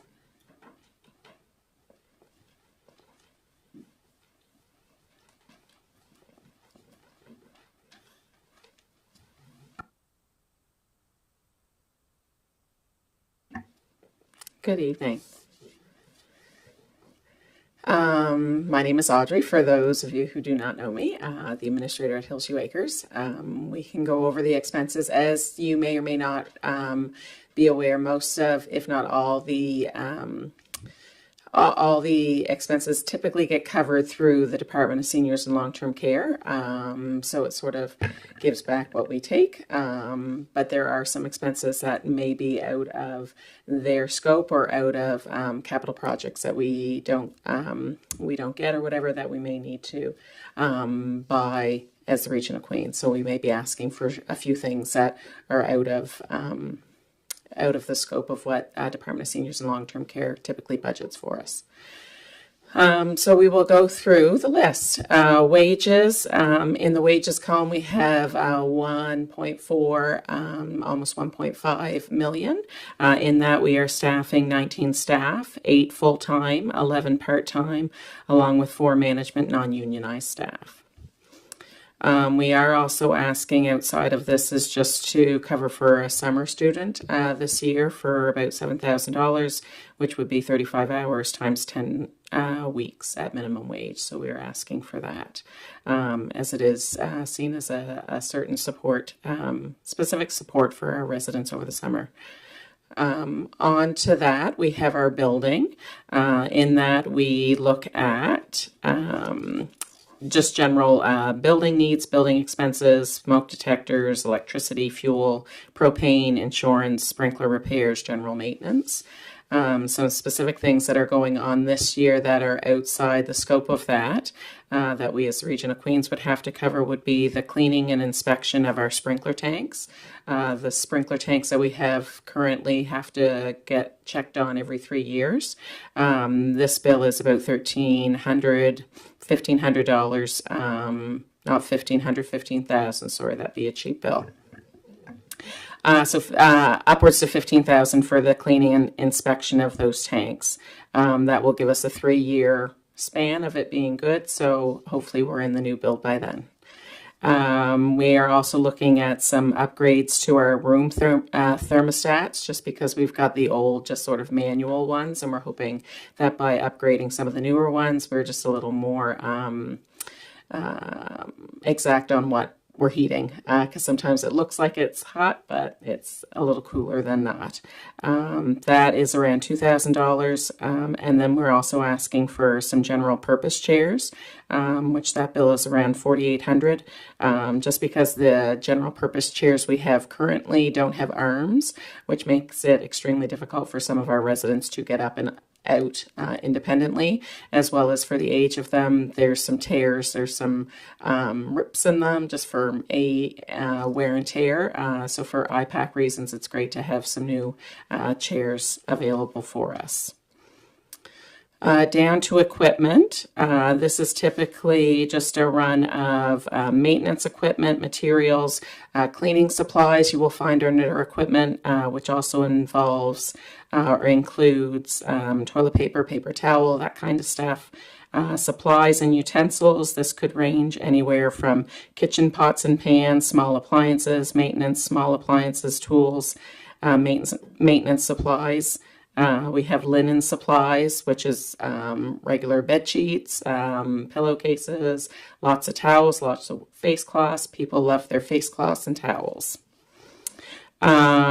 We have just general supplies, and then grounds maintenance, which is lawn care in the summertime and snow removal in the wintertime. The next one is resident expenses, and that's $161,750. Food is the main contributor to that, and as we know, food prices continue to go up, and we have almost 29 mouths to feed there on a regular basis. So we certainly appreciate the budgeted amount, and I know in previous years council has topped it up a little bit, so we certainly appreciate the opportunity to provide worthwhile food and fresh vegetables, fresh fruit for the residents as we can. So included also in the resident expenses are non-food items, which could be paper products, just things that supplement that aren't food, but they're food related. Specialty foods such as supplement drinks, if residents, individuals are not getting the best dietary intake for their own personal reason, supplements are always the next go-to, and they can be quite expensive as well. in resident expenses, we also have recreation activities. One thing that doesn't get budgeted under Department of Seniors and Long-Term Care is the bus. So even though it's found under recreation, it doesn't actually, the department doesn't see that as an annual expense. That's sort of an auxiliary item. So the Region of Queens more or less has to cover that in terms of the expense. And I don't say Region of Queens, I just say in terms of being a support financially. Some things like bus repairs, maintenance, lift maintenance, we need to keep on in order to make it a safe ride for all of our residents. And finally, under other, we have, that's our training, telephone, agency staffing. If we don't have staff coverage, then we automatically go to agency, which can sometimes be a lot more expensive than our staff. And then we have office supplies and training. We have general staff training. Last year we had a leadership and continuing care administration certificate that I took myself. This year we are hoping to afford it to our resident director of resident care, Candace Weir, if she is able to. It is a cost of about $5,600 for the course itself, but HANDS, which is the Health Association in Nova Scotia, actually will cover up to $5,000 of it.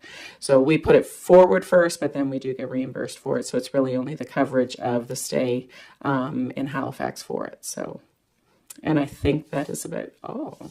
Any questions?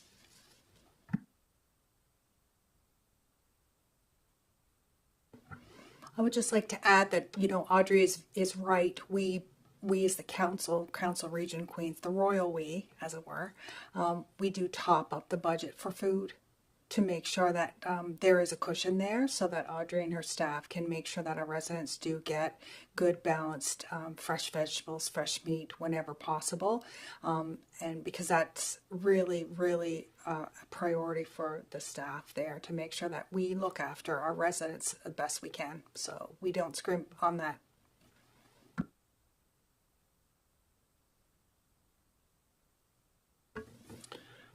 Audrey, from the few times I've been up there, I just want to thank you and your staff for taking care of people the way you do. It's fantastic to see, and I know I have a good place to go to when I get old enough. Thank you.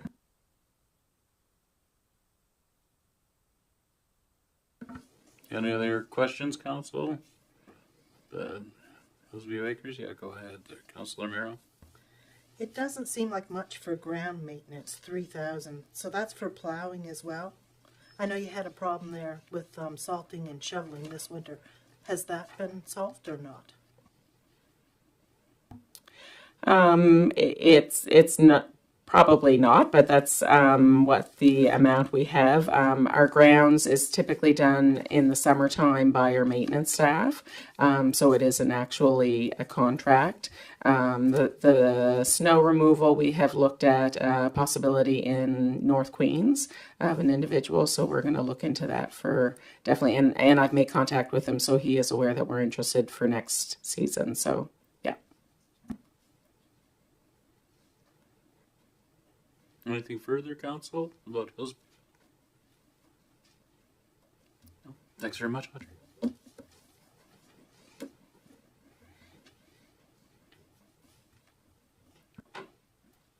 Are we okay to continue? So the last couple of slides that involve the operating budget, we're going to talk about transfers from reserves and transfers to reserves. So the first slide we're going to talk about is transfer from reserves. That's when we take money from the reserves to fund expenses that are on the operating budget. Now, the majority of these expenses will net to zero. So the intervener costs, we talked about that earlier. So we've got the expense down in legal, but we pulled over the amount from the accumulated surplus. So at the end of the day, they net to zero. We talked about the succession planning piece for the part-time bylaw officer. We have added some dry hydrants, some dry hydrant additions. So we've got the actual cost to add those dry hydrants down in the protective services category, but we pulled the revenue over to cancel that out. So the same with the community group funding support that we talked about, with the exception of Queens County Transit, which is not funded from the surplus. We pulled some funding for setup of those new gray box sites. We talked about that at the last meeting, I believe. We've also pulled some funding for the District 13 roads and paving. The shared services, we talked about that when Director McLeod was here. HVA, that means if there's a deficit, if we budget more expenses than we have revenue, we have to pull whatever difference it is over, because that budget, Hillsview always has to net to zero. And at the end of the day, it may or may not, we may or may not need to pull it over. We pull $25,000 a year over to apply to the Pine Grove Park maintenance. And so we have expenses down in parks and playgrounds, and here's $25,000 that offsets it. We have the accessibility signage down in, I think that's under roads and streets, that we've pulled money from that new accessibility reserve that we were just discussing, Mayor Christian. We've pulled money out of that to fund that.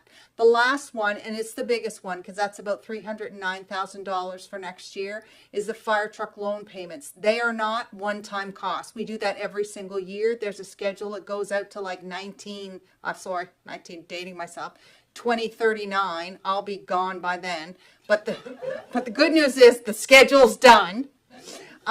So that is something we do every year, and that is based on which department gets a truck, and that truck is funded over 10 years for most of the departments, with the exception of North Queens, who funds theirs over 7. So that is why it looks like a lot of money. Oh my heavens, we're pulling $1.6 million from reserves. Yes, we are. But we're funding those expenses that we're incurring. Many of them are one-time costs, and that's why it's okay to use the surplus for those kinds of things. Or the reserves. The fire truck, for example, comes from its own dedicated reserve that 3 cents on the tax rate goes into every year. I just want to highlight the District 13 roads and paving. That will be funded from an accumulated surplus of area rates taxes that were collected specifically from District 13 residents, right? That's correct. So in previous years, we've had an area rate that's been charged to the District 13 ratepayers based on work that was budgeted to be spent on roads and paving.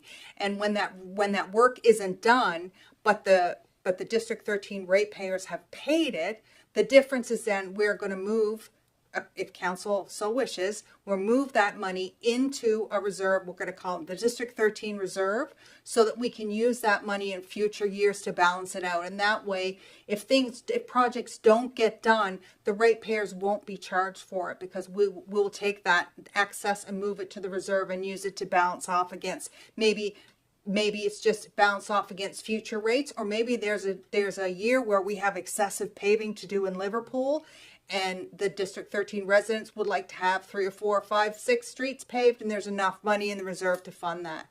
So that's where the District 13 roads and paving comes in.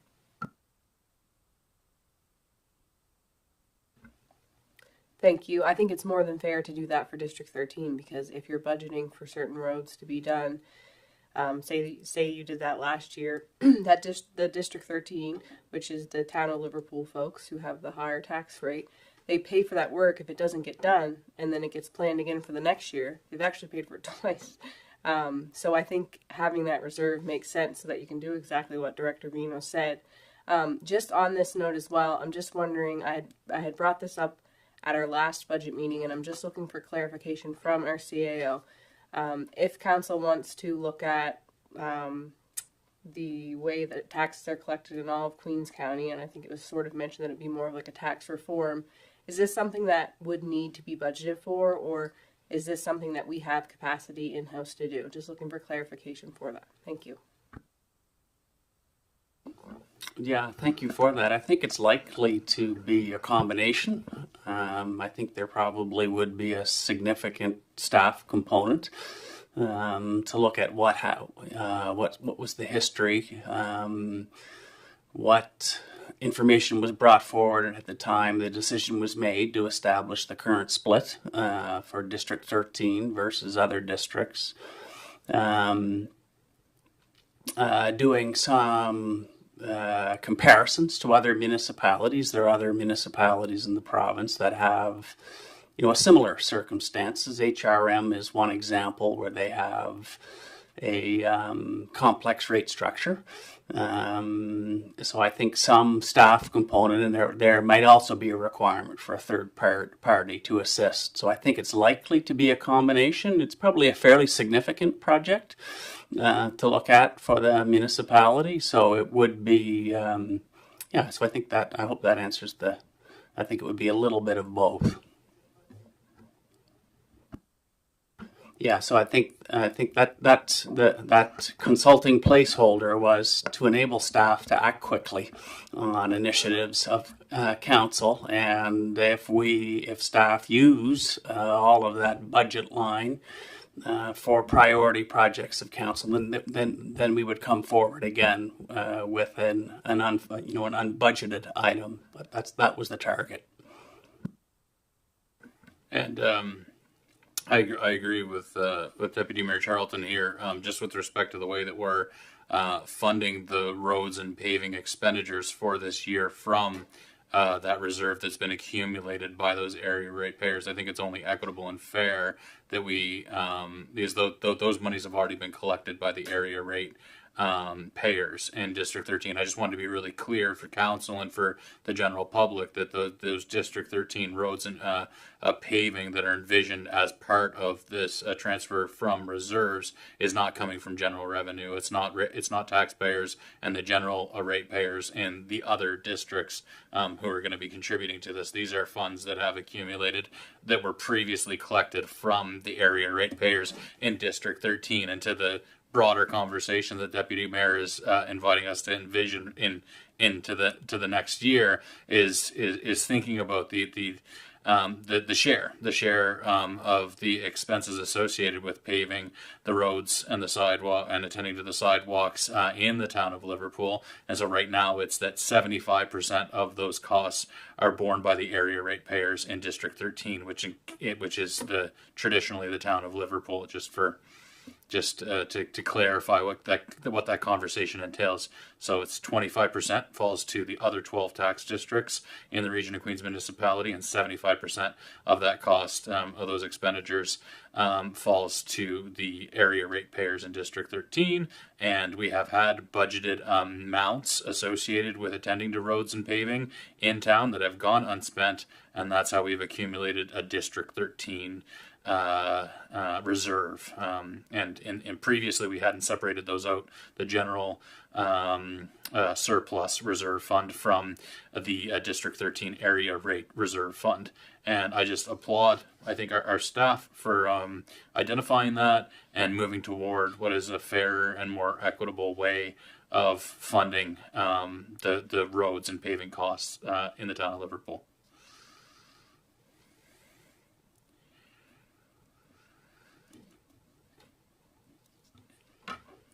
Okay. So we just talked about when we took money from the reserves and brought it into revenue on the operating statement. Now we're going to take money from the operating statements. This means these numbers have tax rate consequences. So the tax rate funds these reserves. And these are the funds that we do annually. We typically have done annually since I've been here. So we take $12,000 and fund an airport runway reserve. That was started 2 years ago, I believe. At some point, I can't remember exactly where it came up, but there was a cost, $120,000 for a new runway, and council decided they were going to put $12,000 a year for 10 years to be ready. I'm not sure how accurate that is. I know that there's an asset management plan that's been completed on the airport, so I think council will probably revisit that when that is reviewed. We actually fund the second generation landfill reserve every year, and what that is we take a chunk of change, we put it into our reserve so that when we have to move to opening another cell in our landfill, we have money to do it. There's $5,000 a year that we put in a reserve for the West Queens first responders. So should they need a new ambulance or another significant piece of safety equipment, they can come and the region can fund those things for them. There's a $25,000 we put into sidewalk renewal. We talked about that a little bit at the last budget meeting. We have a fund for landfill equipment that is $250,000, I believe we put in there every year. Oh no, it's $200,000 a year, and $250,000 a year goes into the general equipment reserve. So those transfers to reserves are significantly less than the transfers from reserves that you see. But those transfers to reserves do have tax rate consequences because they are an expense to the general ratepayer. Does anyone have any questions about those? Okay. It just so that the only question that so that the current state and articulated parameters around how those reserves are meant to be spent are contained within the reserve reports, right? Yes, that's right.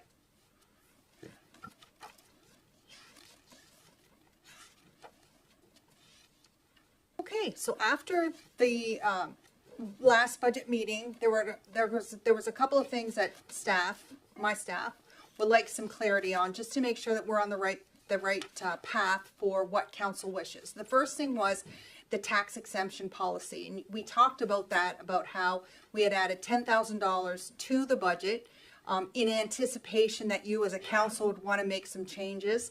I included the copy of the policy and some information around what other municipal units did.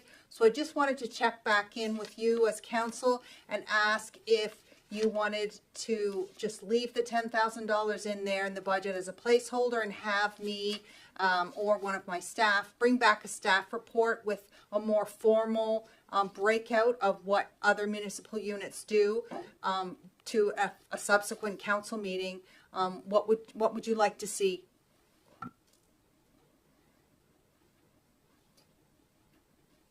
Council input on the tax exemption policy. So there's a couple there's thresholds, right? There's a couple ways to modify that policy is in terms of where the threshold sits for what we're considering as the low income thresholds, and then the amount of relief that is provided to residents based on those threshold levels, right? So those are kind of the different levers. Right, so how I calculated the $10,000 was I took everything all the rebates that we gave this year and added, 10% to those amounts. So the 400 became 450, and that give or take was around $10,000. So that's where I came up with that figure.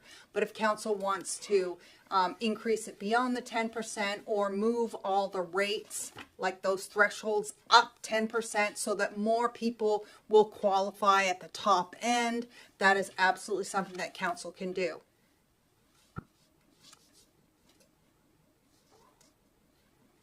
Go ahead, Deputy Mayor Charlton. Thank you. So I'm just looking at the notes that, or the comparisons rather, that Director Vino had provided us. And with the exception of Municipality of District of Lunenburg, they all sort of seem to kind of cap out at 35. It does appear that the town of Lunenburg has a threshold from 35 to 40, but other than that, everything seems to be under 35, and our annual income threshold right now is 35. That's correct, right? Yeah, uncertain how other members feel, but I think increasing those 10% and keeping the income threshold the same is probably beneficial in my view. Just looking at these few comparisons, I mean, I think it helps to increase it a little bit each year, if that makes sense. So when you say increase the level that's being forgiven, or the. So she had mentioned that I think the $10,000 that was added would be taking the $400 exemption and upping it to $450, but keeping the $440, but keeping the income thresholds the same, so not increasing those, but increasing the amount that those folks would get by 10%. Yeah, I think we know. Well, I think council's well aware that the challenges that residents are having with respect to affordability. We do know that the water rates for water consumers are going to be going up. Those utilities. We're striving to mitigate against a raise to the tax rate, but we realize too that there's been a lift, and so for some people's assessment that the real world costs associated with taxation will increase even if the tax rate itself doesn't increase. So I think I know just in conversations that the strategic priorities that we've identified as a council is having well supported residents, and this being a place that is protective and inclusive of all of our residents. So I think I don't want to get in front of council, but the vibe that I get from this council is it would be something that we're supportive of exploring to how we can try to alleviate those pressures with respect to affordability on our residents. So it would be 40%. So sorry, just remind me. I can't find the page where we articulated the current program. It's $400. So we have three levels. We have $400, Yeah. which is people from $0 to $25,000. So my recommendation when I made the budget up was to use 10%. However, if council wishes, they could take that $4,000 to those people who earn the least and make it $450 or $500. And then, the $350 could then become $400 or $375 or whatever council wishes. I'm really, we are in the ballpark, but I know that we do have residents who are in need, particularly the seniors. I know that it was asked about the province. What does the province do? The province's rebate is only for seniors. Right. So we have families who do not get that $800 rebate. So if you're looking to make the most impact, the biggest thing would be to take that $400 and increase it up to something would be significant. So above the $440, maybe go to $5. That's gonna cost you probably an extra $3,000. In the scheme of things, you're impacting those people that need it the most. Right. But that's council's decision. And these numbers that you're talking about, like the $10,000 to $13,000, those are just projections because we don't actually know how many folks would come forward and apply for this. It's application driven, is that right? That's right. So all I can do is go by last year where we had 200 people applied got the $400, 103 got the $350, and 51 got the rebate of $300. Right. Deputy Mayor Charlton? Just thinking, in the past, it's easy to do it if you're not changing the income threshold. In the past, when we changed the income threshold, then I think we had an uptake. Right. We had way more people subscribe to it because there were a new category of folks that could get it that couldn't get it before. So all I would say is if we want to increase the amount and also increase the income threshold, we will have to budget more funds than a few thousand. I'm certainly not opposed to doing that either. Mm-hmm.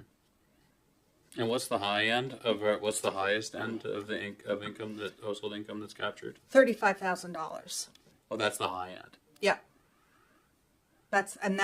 And the people who have that are at that level, they get the 300. So they were at the lower end of the rebate they would receive. So council can do, like Deputy Mayor Charles suggested, a combination of both. Perhaps you take that lower end, that 400, and you make it 5, because those are the families that need it the most. And then you take the thresholds and you move them up $2,500 each, or 5, so that you're raising that bar so more people. And I can run some numbers. I don't have access to how many more people that's going to allow to apply, but I do know, to your conversation earlier about the interest on taxes is a number for revenue we don't want to go up. Mm-hmm. This is an expense that goes up as a good expense in my mind, because it's giving back to the community. Mm-hmm. So as staff, we're just looking for some direction and some ideas of what you'd like to do, and then I can run the numbers and bring them back to you at the next meeting. Yeah, I don't know if it wouldn't make sense. I'll let you get in there in a second, Councillor Mero. That's why I asked the question about if it goes to general revenue. I don't know if it wouldn't make sense if the interest on uncollected taxes were to accumulate so we could redistribute it too, like accumulate in a reserve fund so that it can be redistributed to low income residents. As a potential idea, Go ahead, Councillor Mira. I would like to up the income level. I think we should up at 5,000 on each stage there, and up the rebate as well. I think it would be very helpful to our residents. I mean, $35,000. What does $35,000 get you for as a household income nowadays? What do you think, Council? Direction on that? I'd like to see, realizing that we don't have a crystal ball, but I'd like to some sense of what we could expect in terms of lost revenue associated with the tax exemption policy if we were to make those revisions to it, if we were to modify the income threshold. So would you like me to bring back some numbers I can use the last time we changed the thresholds and the change in the uptake, and thinking that would be the same, roughly, right? And also what, if any, change would the actual rebate amount be? Did you want to get in there, Deputy Mayor Charlton? Thank you. Yeah, I'm just thinking maybe some examples. So what if we kept the income thresholds the same, but increase the highest amount we give from 400 to 500, for example, like you had mentioned earlier. And kind of a scenario like that where we keep that income threshold where it's at, but support those folks who get it in a better way with more funds. Recognizing, to Director Vino's point, that young families who might be relying on those grants, they don't get the ones from the province. And then what if we were to go from 35 to 40? I feel like we just kind of maybe need a few scenarios so council understands where it sits, because if we up it to 40, is council also comfortable increasing, that same $400 to 500, or maybe they don't want to do that. So I think if we just have a few scenarios with some potential budget impacts, recognizing the one of increasing from 35 to 40 is a hard one to nail down because you don't know how many more people that opens the door to, I think it would just be helpful. It would be very helpful to me and to my staff if I had an idea of what your goal of a number was. Like, are you thinking of 25,000 instead of 10? Are you thinking of adding 30,000? Like, it helps me to manipulate the numbers if I know at the end of the day that's how I did the 10%, right? I thought, okay, 10% will start there, so that was $10,000 roughly. So if I know that you're looking to say, okay, you told us what 10% will be, Joanne, run some scenarios at $15,000, run some scenarios at 20, run some scenarios at 25. Or are you thinking 50? Like, I just need to know what ballpark I should aim for. Yeah, 50. I think 15, 20, 25 would be meaningful scenarios to explore. Yeah. Does that feel okay to the rest of council?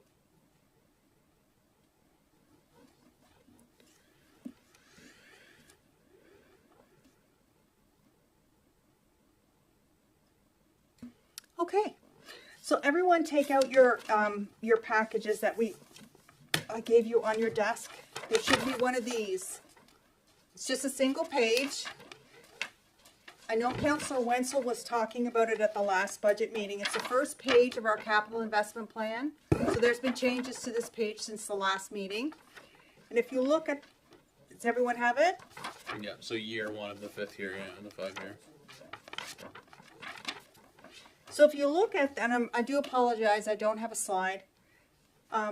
If you look at the far right, what I've done is I put comments in there, and specifically I've put in where things are funded from. So Councillor Wenzel, you can see where the reserve, like what reserve those things are coming from. I want to draw your attention to the things in lemon yellow. So we had that replacement truck, replacement 204. I had put in 275. It was a typo. It should have been 375. So that has been corrected. And also that under the Barrie Town Hall accessibility washroom, that $50,000 for that, I didn't have a formula in there, so that's been changed. And I think the line that everyone's going to be talking about tomorrow is the South Queens outdoor pool. So in the last budget meeting, there was an overage of $800,000 on that pool. I spoke with Director Grant today, and also Elise, who is the project manager on that. So we've revisited all of those numbers. we took into account the progress billing that is still due. And because I needed to make it simple for myself, I also did a sheet for all of you. You should have it right here. It's called South Queens Outdoor Pool Capital Investment Plan, right here. So really, at the end of the day, we're over $45,176 because there's a staff report coming. I think you'll see it later in the day. That doesn't include the difference in borrowing costs, because at the beginning in the September meeting, when I went back to council, or I think CAO Georgia went back to council about the cost of the pool, there was $200,000 in borrowing costs included.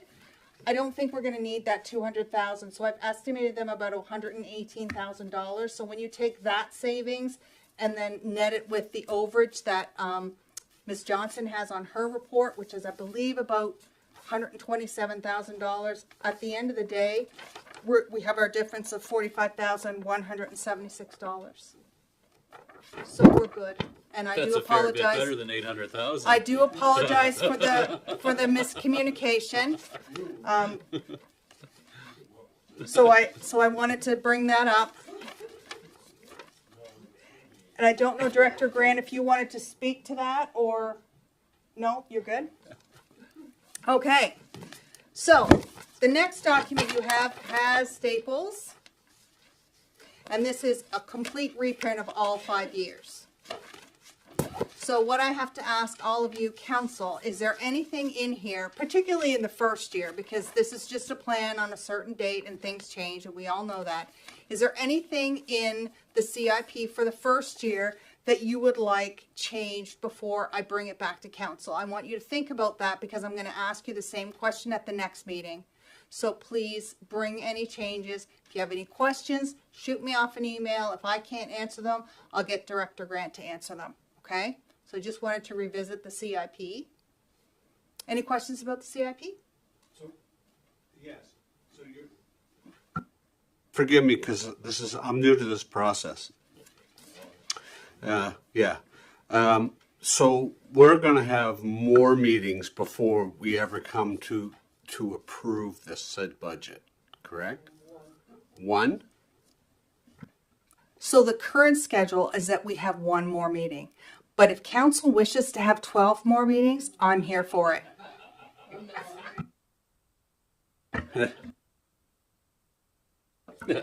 I'm gonna get out ahead of council and say we are not having 12 more budget deliberation. But it's become clear to me just the number of items that we're still discussing and requesting some further information and clarity from council, and the fact that we were a little late getting this going. I think that it will make sense to take advantage of that budget deliberation that we had tentatively scheduled for next week in the evening, so that we're really well prepared in advance of the March 13th regular meeting of council, where we'll effectively look to approve the capital investment plan and the operating budget for the year to come. That would be my sense of it. Just on where we are, just to allow us to soak this all in, give it some sober second thought, communicate, ask questions of staff, so that we're really, really well prepared. I really appreciate the fact that we had some substantive questions from our budget deliberation process on, what was that, Thursday, and we've received significant clarification. We even saved, I think, $760,000 by asking a question. It was a phenomenal rate of return. So we'll ask another important question and save another $750,000. It's going to be fantastic. Oh God, that sounded Trumpian. I apologize. But yeah, I think probably what's going to make sense is to utilize another budget deliberation meeting next week, which we tentatively have in our calendar, so that we have lots of opportunity to get this right and make sure everybody is as comfortable as possible. Given that this is our first go around as a council for a budget deliberation. Go ahead, Deputy Mayor Charlton.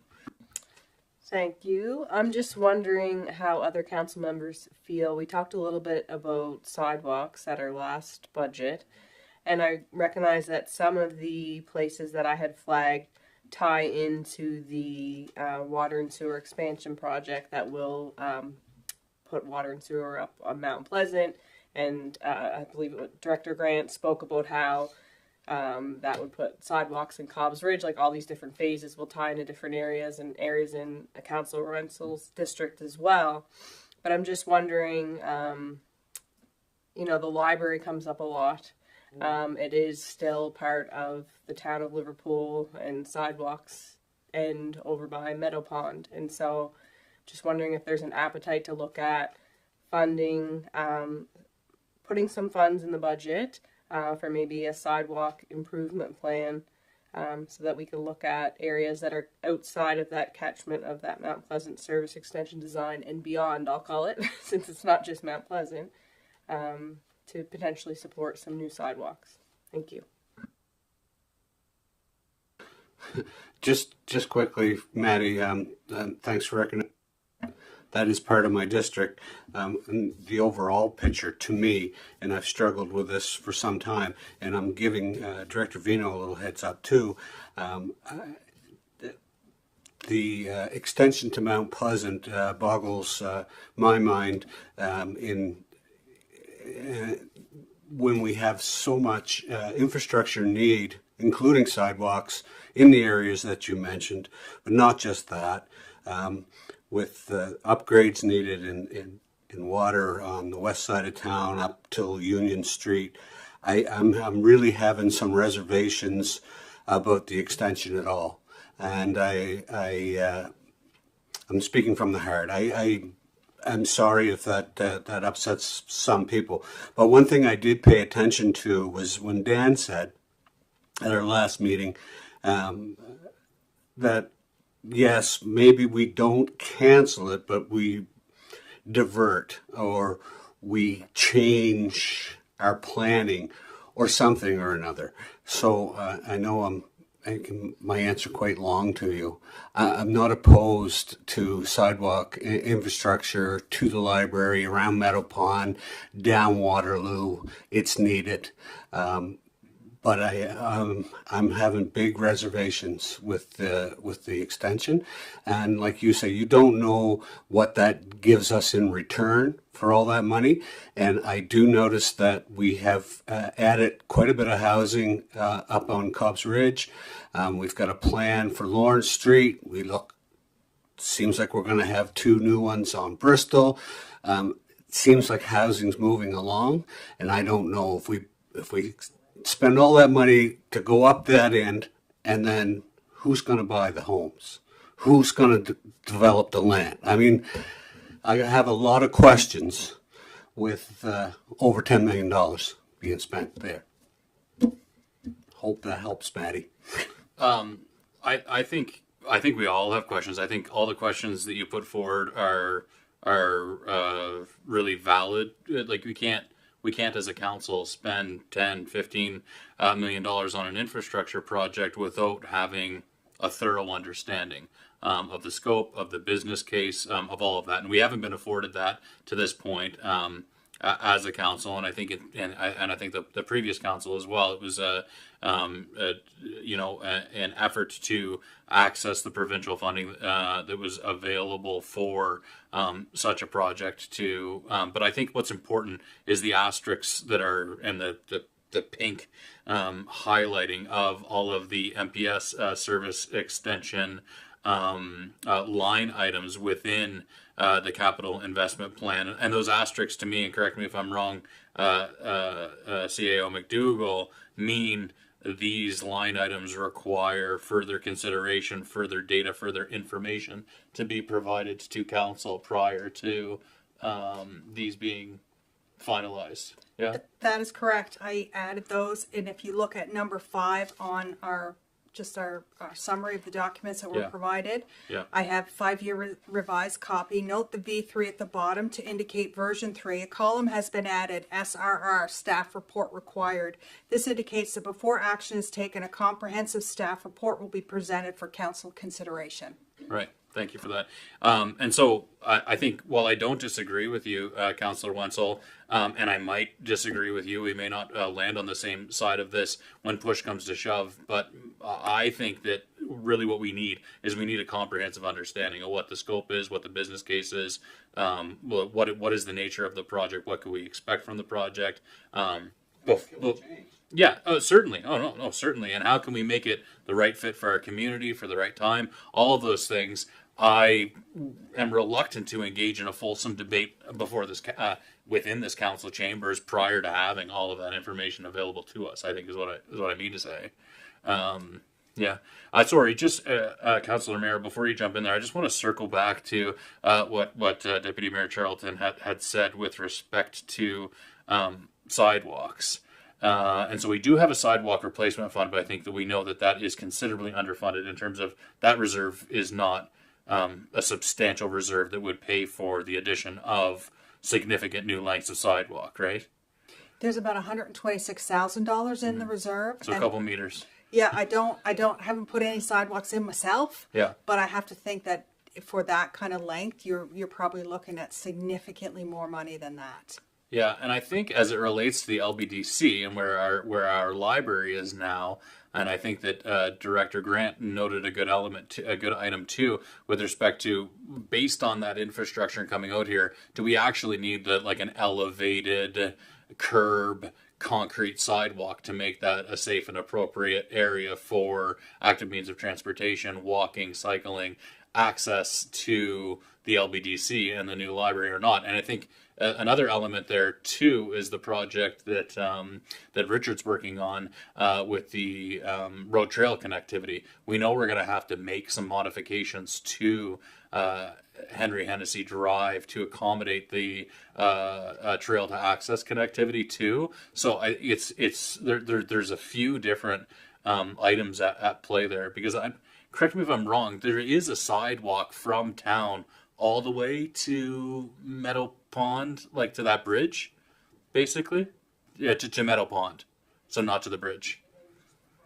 Just before Meadow Pond. So really, the section of the old 3 of White Point Road is from Meadow Pond to the corner of Henry Hennessy. Really, like in terms of where you get a lot of Pazant. Sorry. Yeah, so am I. You're talking the Meadow Pond right here? Oh, I'm sorry. What's this one called? Harley Humphrey. Yes, that's what I'm talking about. Sorry, I apologize. So I'm just I'm interested in exploring it for sure. I'm just highlighting that there's some complexity to it, and that we're juggling a couple balls as it relates to that infrastructure there. Yeah. Just building off of that, it seems to be the concerns in the community are the White Point Road, not the Harley Humphrey. Recognizing that we will have to make those modifications with potentially the ATV trails. So I don't know that this would be a reasonable time frame, so I don't want to say it. But I feel like step one, a meaningful step, would be to look at extending the sidewalk from where it ends by Meadow Pond and ending on the corner of Harley Humphrey, which would make that route accessible and safe, where then folks can then move on to the Harley Humphrey, where there's significantly less traffic. Thank you, Deputy Mayor. That's entirely what I intended to say, so I appreciate you articulating that for me. Go ahead, Councillor Miro. I'm just wondering how much we have left of the $1 million that we had slated for the library, and if it could be used for this. I think I'm going to look in the reserve activity report, because I think that I had reallocated it back to the gas tax or Canada Community Building Fund, $325,165.27. But who's counting? 27 cents. So that was money that wasn't used, that was taken out of the Canada Community Building Fund and allocated to the library. So it has not, and I know I have the remainder according to the capital investment plan considered that needs to be used next year. So that's considered, and we're still 325 to the good. So if council so wished, I reimbursed the Canada Community Buildings Fund with that money. So I would then have to go back and revisit some of the projects that I have subsequently funded from there, but those would be, you know, a year or two down the line. I would have to revisit that. So if we took 325 out, would that affect me? For example, the accessible washrooms at the splash pad, they're funded from that reserve. Would that make a difference? I'd have to go back and look at that. You could probably see it on your report because you'll see them all going in and out. But that is something that I can come back and talk to you about in our meeting next week. Yep.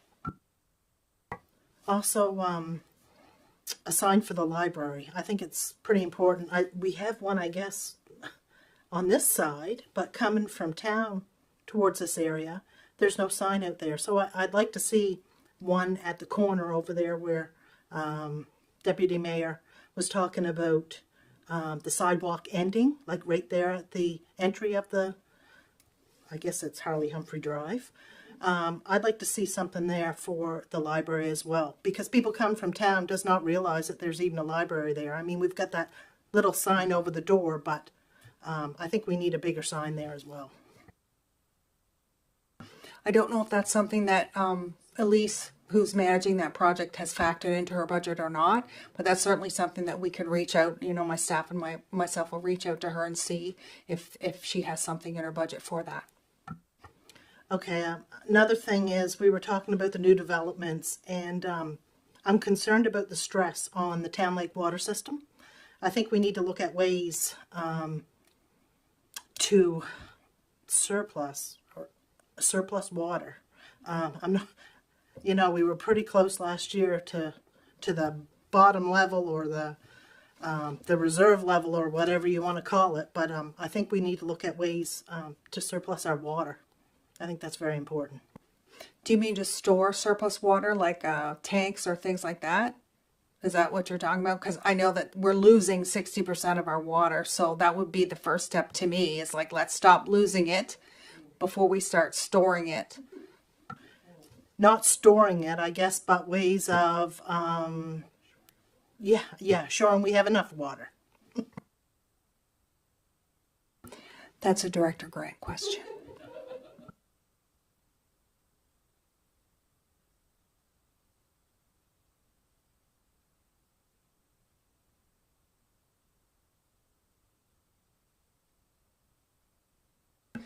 I'm just thinking, is it possible for us to get an estimate of extending that sidewalk from where it ends on Meadow Pond to the corner of Harley Humphrey? I think it would be important to put those plans in place. Otherwise, it doesn't. It's not a council priority if it's not on a capital plan, because it's certainly going to be over 150,000 or 50,000. Put it in a capital plan. Right. But if the project is over 50, it automatically goes to the capital improvement plan or investment plan. So I think that would be helpful, or at least if council is willing to add it on there, it's going to have to be funded from a reserve. So it doesn't have to be, I guess, I'm having a hard time with my words tonight, but it doesn't have to be flushed out exactly for the dollar. But I'm just thinking, Director Vino had mentioned that there were surplus funds, to Councillor Amir's point, that weren't spent, the 300 and I can't remember how many dollars, but 300,000 and change. And then we have the sidewalk reserve of 120 or something like that. So if we identified that and we wanted to look at that, then I think that would be something we consider. We get funds for gas tax or the Canada Community Building Fund every year. So as we're depleting them, there are funds coming in. And then you had mentioned the accessible washrooms at the town hall and arts and culture. I think it's fair to say that there's lots of grants that we aren't leveraging, that we certainly have an opportunity to leverage, which offset a lot of these costs. So I do hope that we have that opportunity to seek some more grant funding, so that we can fund these projects with some provincial and federal funds. Mm-hmm. Thank you. I could certainly work with Adam to develop a little more insight for the planned meeting next week. There would be a number of elements that are probably important for council to consider, the planning. phase, design phase, schedule and timing for a project of that size. I think in the staff report that Kent was circulated for tonight, there was a rough ballpark of what sidewalk costs. And I believe that was concrete sidewalk rather than an elevated concrete sidewalk. So I think it's about 300 or 400 meters to Harley Humphrey. So that would be 800,000 plus or minus project to have that type of surface pending site assessment and design. So that's an immediate ballpark estimate, subject of course to site inspection. But we could come forward. Timing would be important as well. That would be a significant project. So whether it's possible to achieve that this construction season or that's a project for a future year would also be something that would be important for council to consider. So I think we could give you a little better sense of what the whole cycle looks like from start to finish for a sidewalk for that location. So it's very helpful to understand that that might be a priority location because we can then focus in on that. Yeah. I think it's fair to say it's a priority location. It's just based on the amount of feedback that we got about, great library, wrong location, it's not accessible for walking and whatnot. So I think it's worth exploring for certain. Other council members want to chime in on that?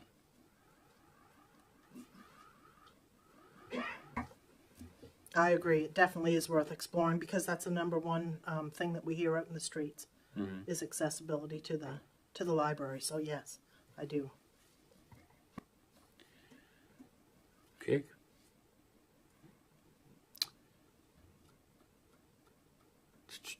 Anything else on this? Yeah, go ahead, Councillor Merrill. The Queens County Food Bank had came to us for their annual rent for the next 4 years for $15,500 each year. Yeah. Is that a line item somewhere? Did I miss that? That is not. And so the next point is any additional funding requests. Example, Queens Trails, because I understood that there was a request at last Tuesday's meeting, but that's exactly some of the things that if I haven't mentioned it specifically, it's not in the budget. So when I came to council, I said, this is a bare bones budget. We are bare bones. And then you as council flush it out. So if that's something that you want us to add as staff, certainly if council is in agreement, we absolutely can add that. That's why we're here. That is something I'd definitely like to add.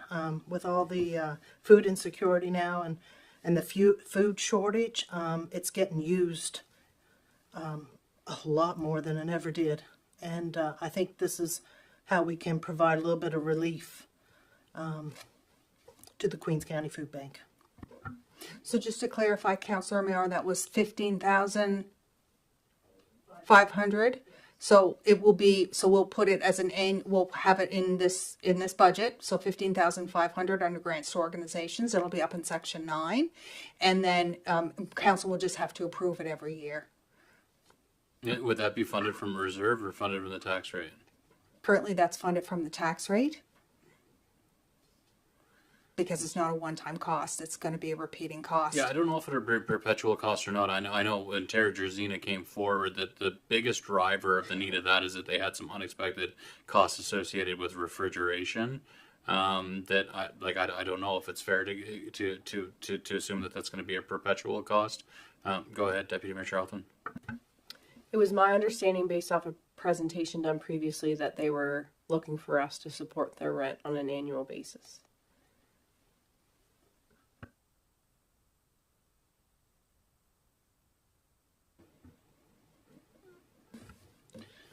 I think it's a very valuable thing that we should be doing. I mean, we're talking about giving breaks on tax rates and things like that, but we also need to give the public and these organizations some form of security that they know they can keep running for a longer term than what they are, and instead of having to keep moving. So if we do it for a number of years and we keep proving it, then there's stability to the food bank, and I think it's a worthy source of the region's funds.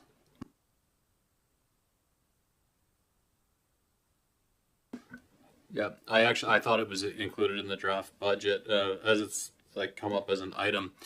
Councillor Mayor, do you want to move? Would you like to move to have say that do you want to take a crack at the motion, or do you want me to craft it? Okay, that the Region of Queens that the Council of the Region of Queens Municipality move to provide $15,500 to the Queens County Food Bank. Is that the right name of the organization? To the Queens County Food Bank to be funded as part of the annual operating budget. I'll look for a motion. I'll look for that motion. Moved by Councillor Merrow, seconded by Councillor Jenkins. Sorry, I forgot your name there for a second, Jenkins. Further debate or discussion on the item? We've heard some support. Is there anybody on council who feels that we should not fund the rent that's incurred by the Queens County Food Bank at this time? Yeah, that the Council of the Region of Queens Municipality fund $15,500 to the Queens County Food Bank as part of our annual operating budget. Yep. So am I correct in that the way that motion reads says that council is supporting the food bank on an annual basis and it won't need approval every year? Because that's how I would interpret that. And if it's not the will of council, then I think that has to be clarified. I think that was my intent. To do it so that they know that they're getting it each year unless another council comes in and makes a motion to say otherwise. Is that what you're suggesting? That was my intent. Okay, I'm fine with that. I just want to make sure that's the way it is. Should we modify the language though? Should we look for an amendment to the motion to clarify that? CAO McDougall? Maybe I'll get you to read the motion again, please.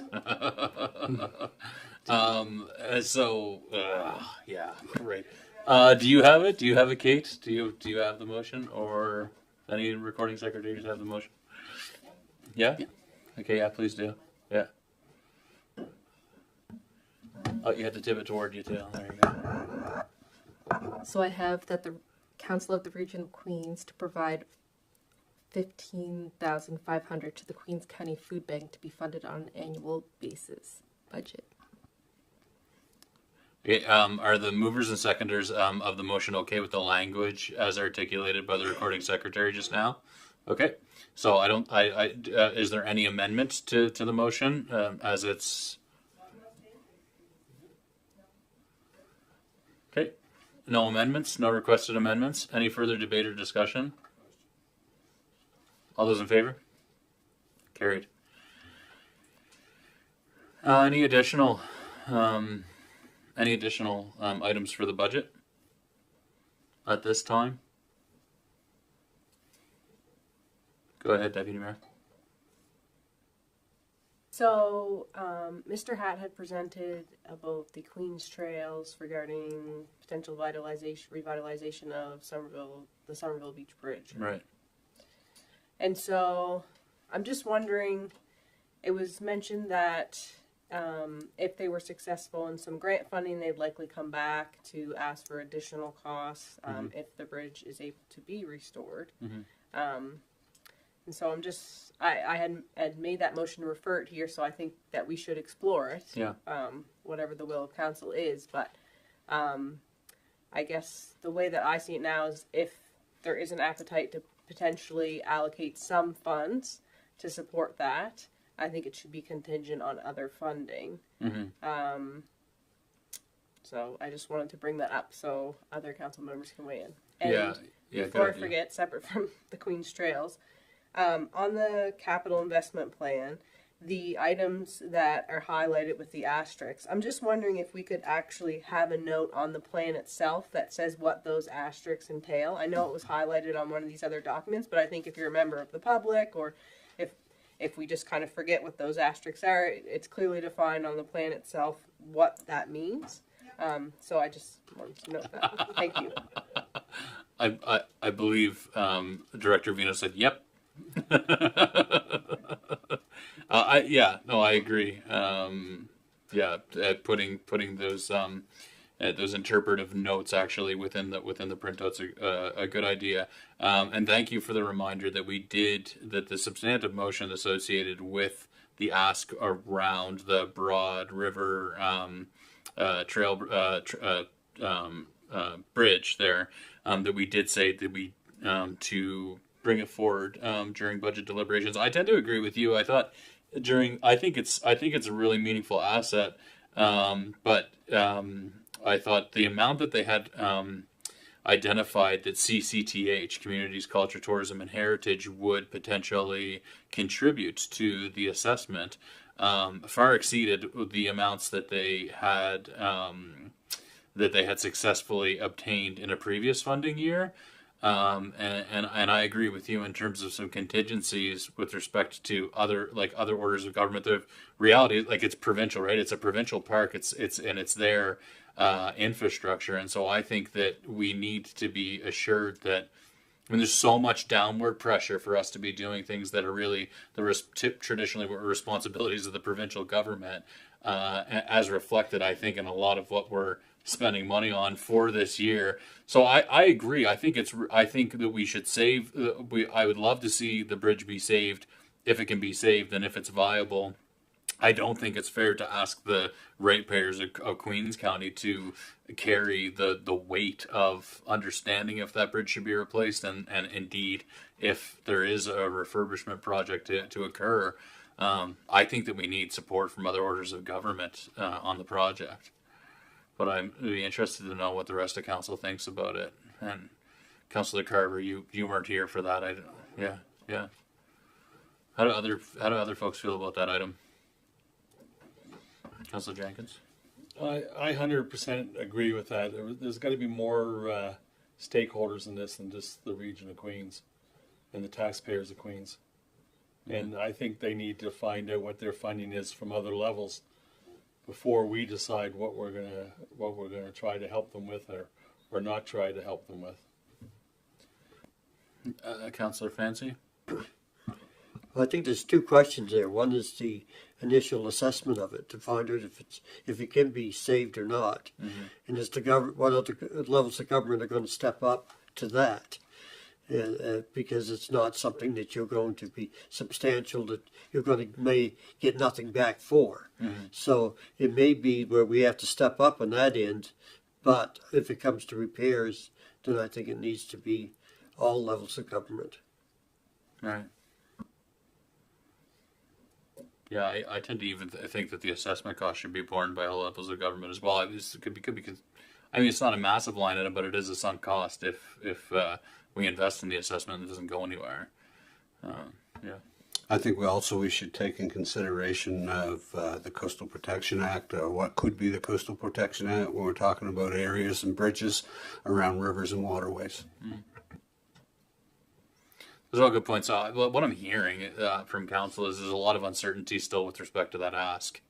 And I think that we could, I mean, if it's the will of council, we could allocate some funds that are contingent on things, but in the spirit of trying to budget with some accuracy, my sense is that we continue to explore it with the group. I applaud and appreciate the work of the volunteers, and I understand the vision. I see the vision. I think it is a meaningful active transportation corridor. I think it makes sense from an economic development perspective. That's like a great asset. Somerville Beach is a beautiful area. Could bring different types of visitors to the area, but I think from my perspective, there's still a lot of uncertainty about other orders of government, about coastal protection. It seems that there's a lot of unanswered questions to be allocating resources to it at this point. That's my sense, but I don't want to. I want to make sure that we get the will of council on this one, or on all of them, for that matter. Is there a motion? Is there a motion that someone wants to put on the floor at this time? Go ahead. I don't have the numbers in front of me, but if my memory serves me right, they were asking for 15,000 from the Region of Queens. They were hoping to get 20,000 from the province, That's what I remember. Yeah. and there was a potential private donation of, I don't know, 13 or 14, give or take. Yeah, I recognizing that there's a lot of uncertainties and it doesn't feel like there's a motion to be made. I also think there's an opportunity for us to advocate on that group's behalf to the province, because it is owned by the province. Also, we know, many people, I go to that beach a lot in the summer, and people are climbing up on it and jumping off of it and trying to cross it, and it does not appear to be safe in any aspect. So I think, as the Council of the Region of Queens, we could advocate. We could have the mayor draft a letter to advocate to the province to look at supporting that group, because it is their asset, not ours. Because if it's unsafe, then it has to be addressed, and it still is very easy for residents to access, which certainly doesn't help with the safety concern. So I think if we're not ready to potentially commit to some funds, we should look at advocating for that group to help them have a better chance at securing funds. I like that. I'd be happy to sign off on that letter if it's the will of council, to advocate for some action from other orders of government. Is that something that council would be in support of? Do you want to move it, Deputy Mayor Charlton? I move that the Region of Queens draft a letter to advocate for the repair of the Somerville Bridge. Or maybe the assessment? The assessment of the Somerville Broad River Bridge. Does that suffice? Is council okay with that wording? Is there a second to the motion? Seconded by Councillor Jenkins. Debate? All those in favor? Carried.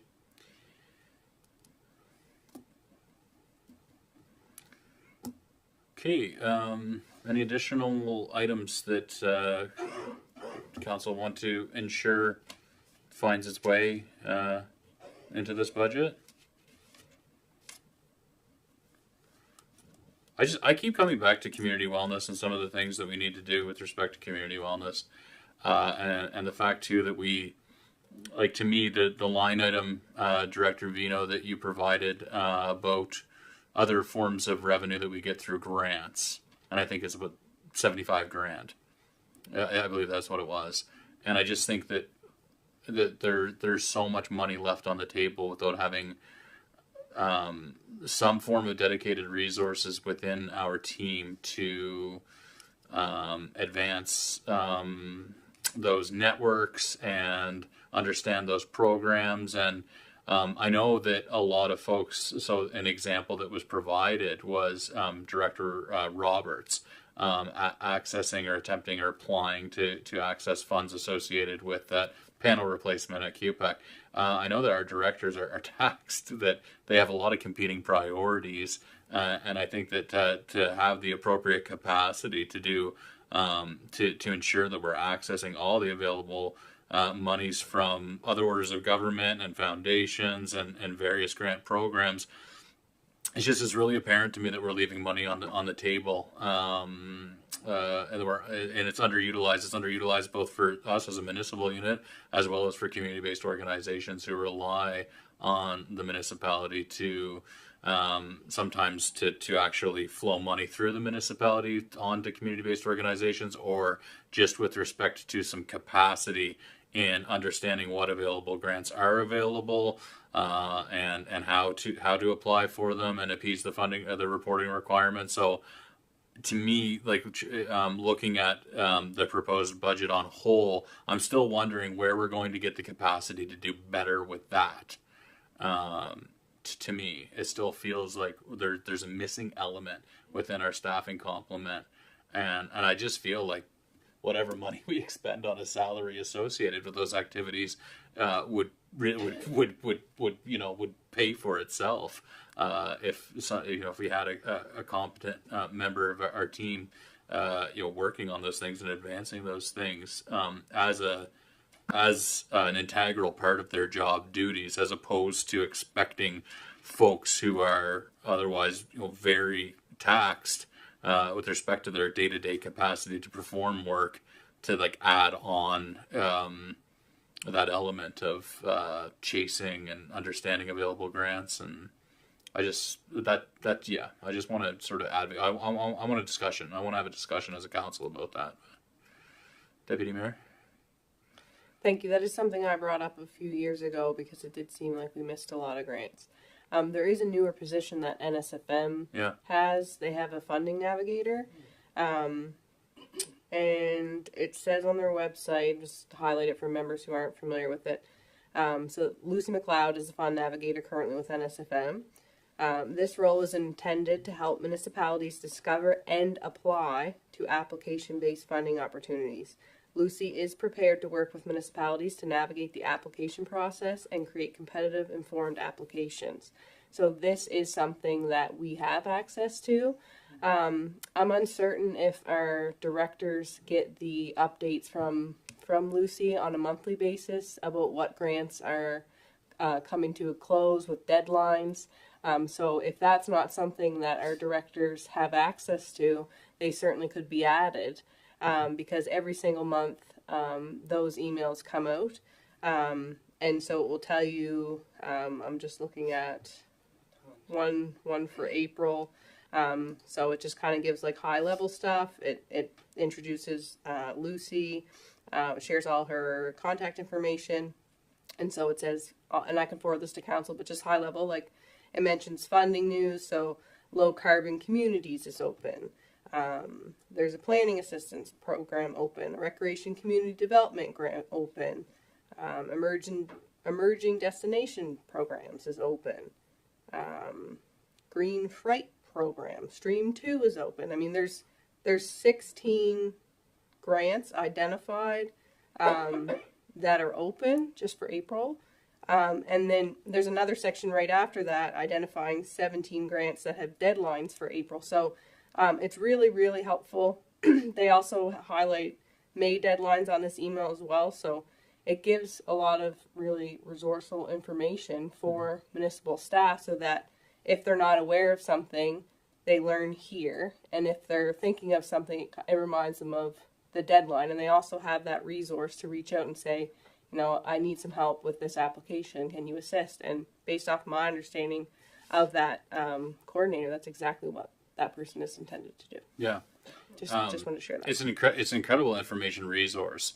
I've actually spoken to Lucy, and incredible.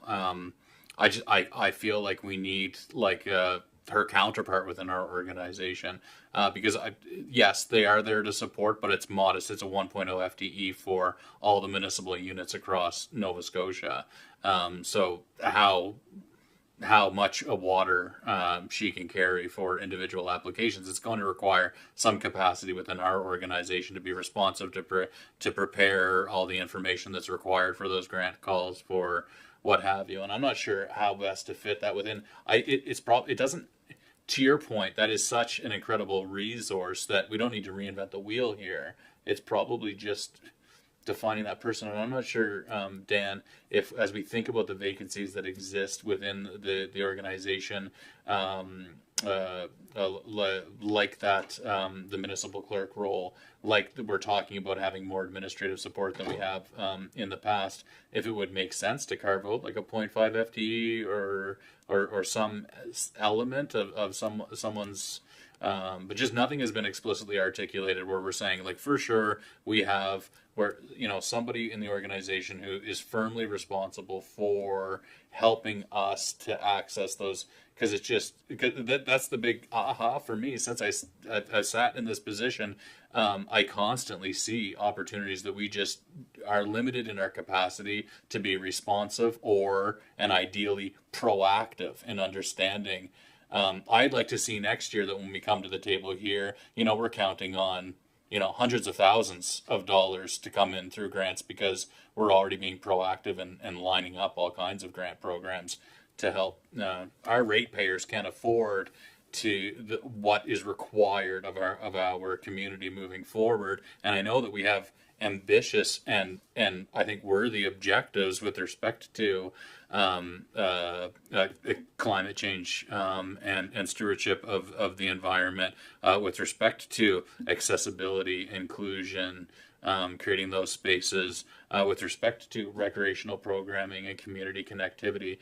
We have big plans and aspirations for the well-being of our community, and we have a lot of downward pressures that the stuff that was traditionally those community wellness initiatives that were traditionally facilitated by the provincial government, which are increasingly being called upon to address them. And like even the list that you just articulated is so well aligned to the priorities that we've identified. The things that we want to spend money on, there's a huge amount of grant money available for those exact types of initiatives. So it feels to me that if we're going to move it in the direction that we want to move it, it would behoove us to have some dedicated resources associated with that.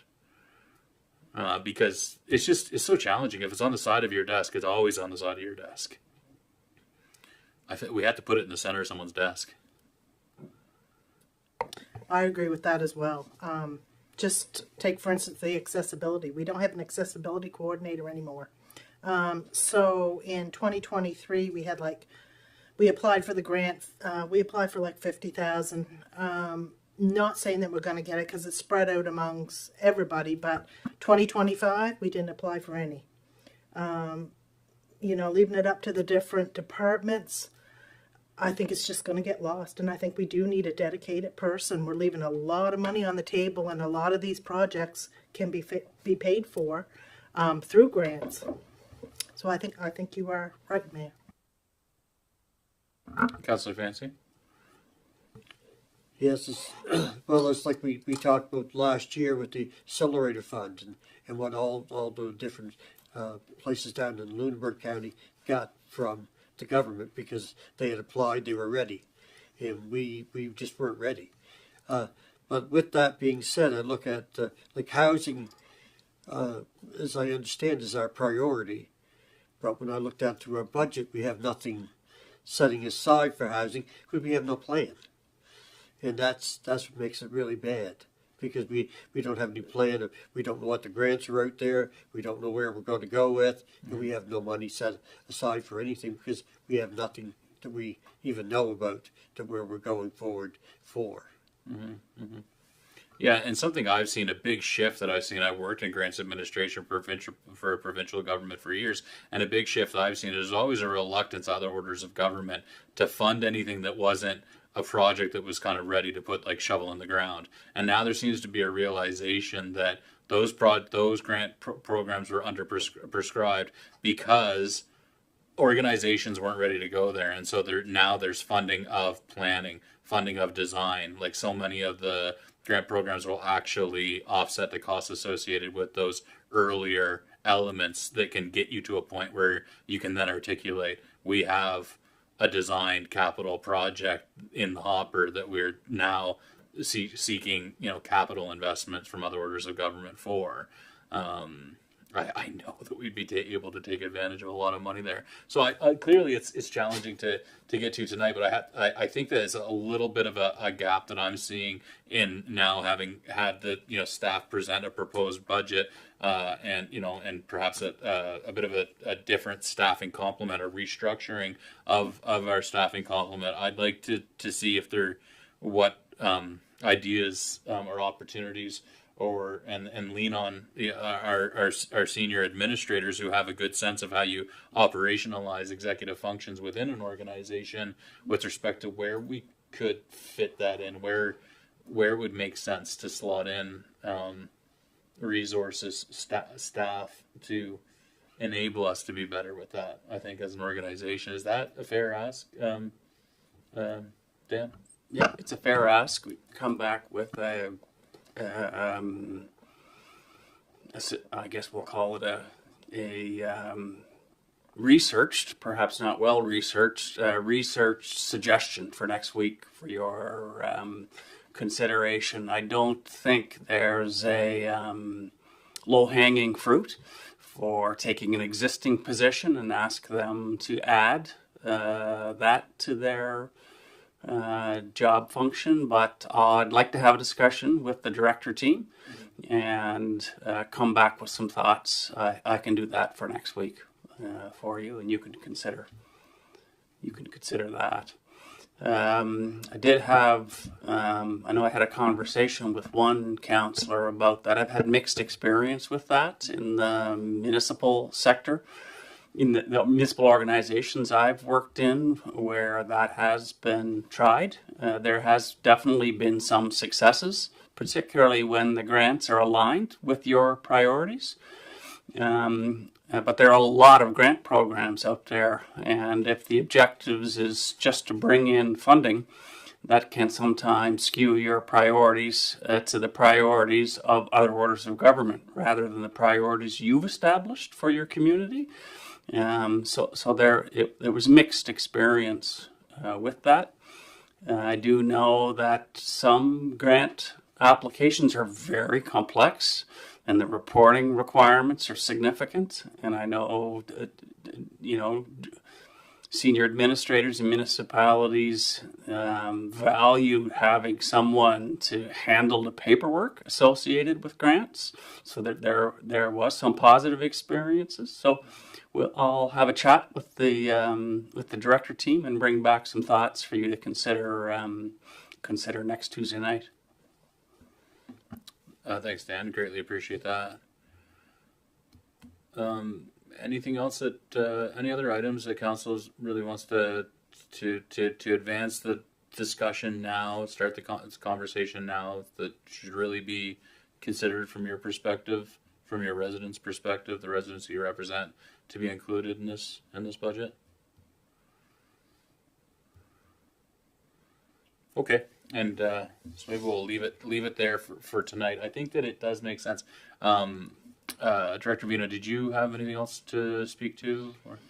Yes, I just have those two last items on the slide. I just want to make sure, take a temperature check, because when I prepare the motions for the actual May 13th meeting, I want to make sure that council is okay with me making a motion to have that operating capital project reserve seeded from our surplus this year, and also for setting up that District 13 reserve that we've spoken about this evening. I just want to make sure that council was comfortable with that, and if they had any more questions they wanted to revisit, they asked me, or it was just kind of a check-in just to make sure that I understood things correctly.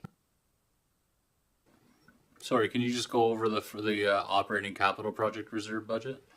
Right. So what I propose that to be is to take money from our surplus and fund an operating capital reserve, which funds projects that are not like large infrastructure projects, like those compressors, for example, at Queen's Place that we talked about.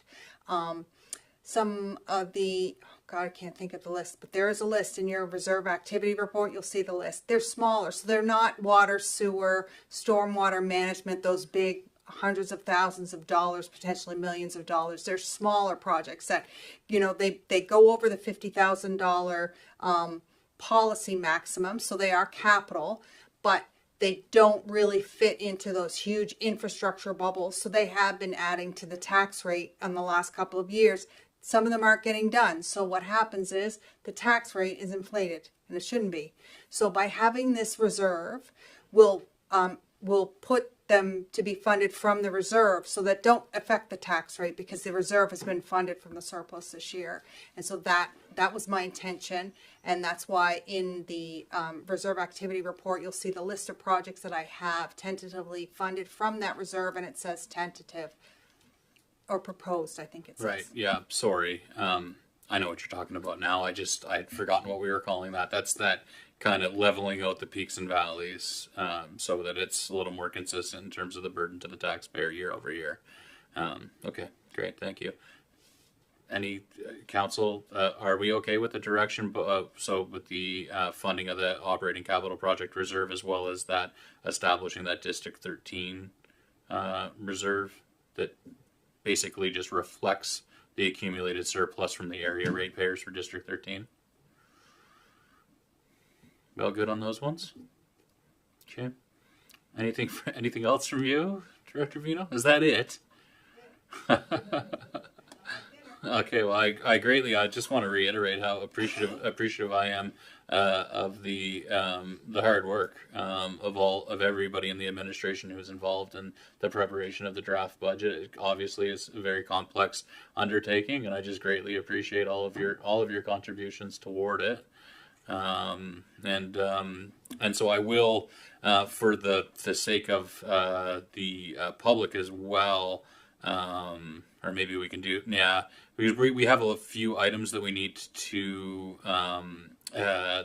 go into closed session. So prior to adjournment, I just want to that we alluded to having another special council meeting for the purpose of a preliminary budget discussions, and so I think that we are safe to say, based on the number of items that we still need to consider, safe to say that we will be having a meeting on Tuesday, May 6th at 6 p.m. here in council chambers, and that will be to just to circle back on any of the items that emerged through today's discussion and at the first budget deliberation discussion, and an opportunity just to make sure that all members of council are fully clear and have plenty of time to contribute their thoughts to the budget deliberation process. Deputy Mayor Charlton, I see you have a quiz look on your face. Thank you. I just don't recall any items in camera, so I'm just on the agenda that we have here this evening. Oh, okay. Did you didn't? It wasn't added to the. Oh, yeah. My apologies. I see that it wasn't captured in the agenda. Sorry. We do have a couple closed session items. Sorry, sorry, council.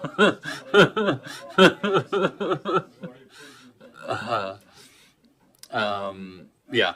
Scott, I'd just like to make a quick comment for all of us, because I don't think we recognize that today is National Day of Mourning for injured and workers killed on the job, and I think we should recognize that as a council. Thank you, Councillor Wenzel, and and we have our flags at half-mast to recognize that. So thanks for raising that. Thank you for recognizing that for sure. Can I look for a motion to move into closed session, Council? We got it. What's that? Moved by Councillor Carver. Can I get a second? Seconded by Councillor Roy. All those in favor? Carried.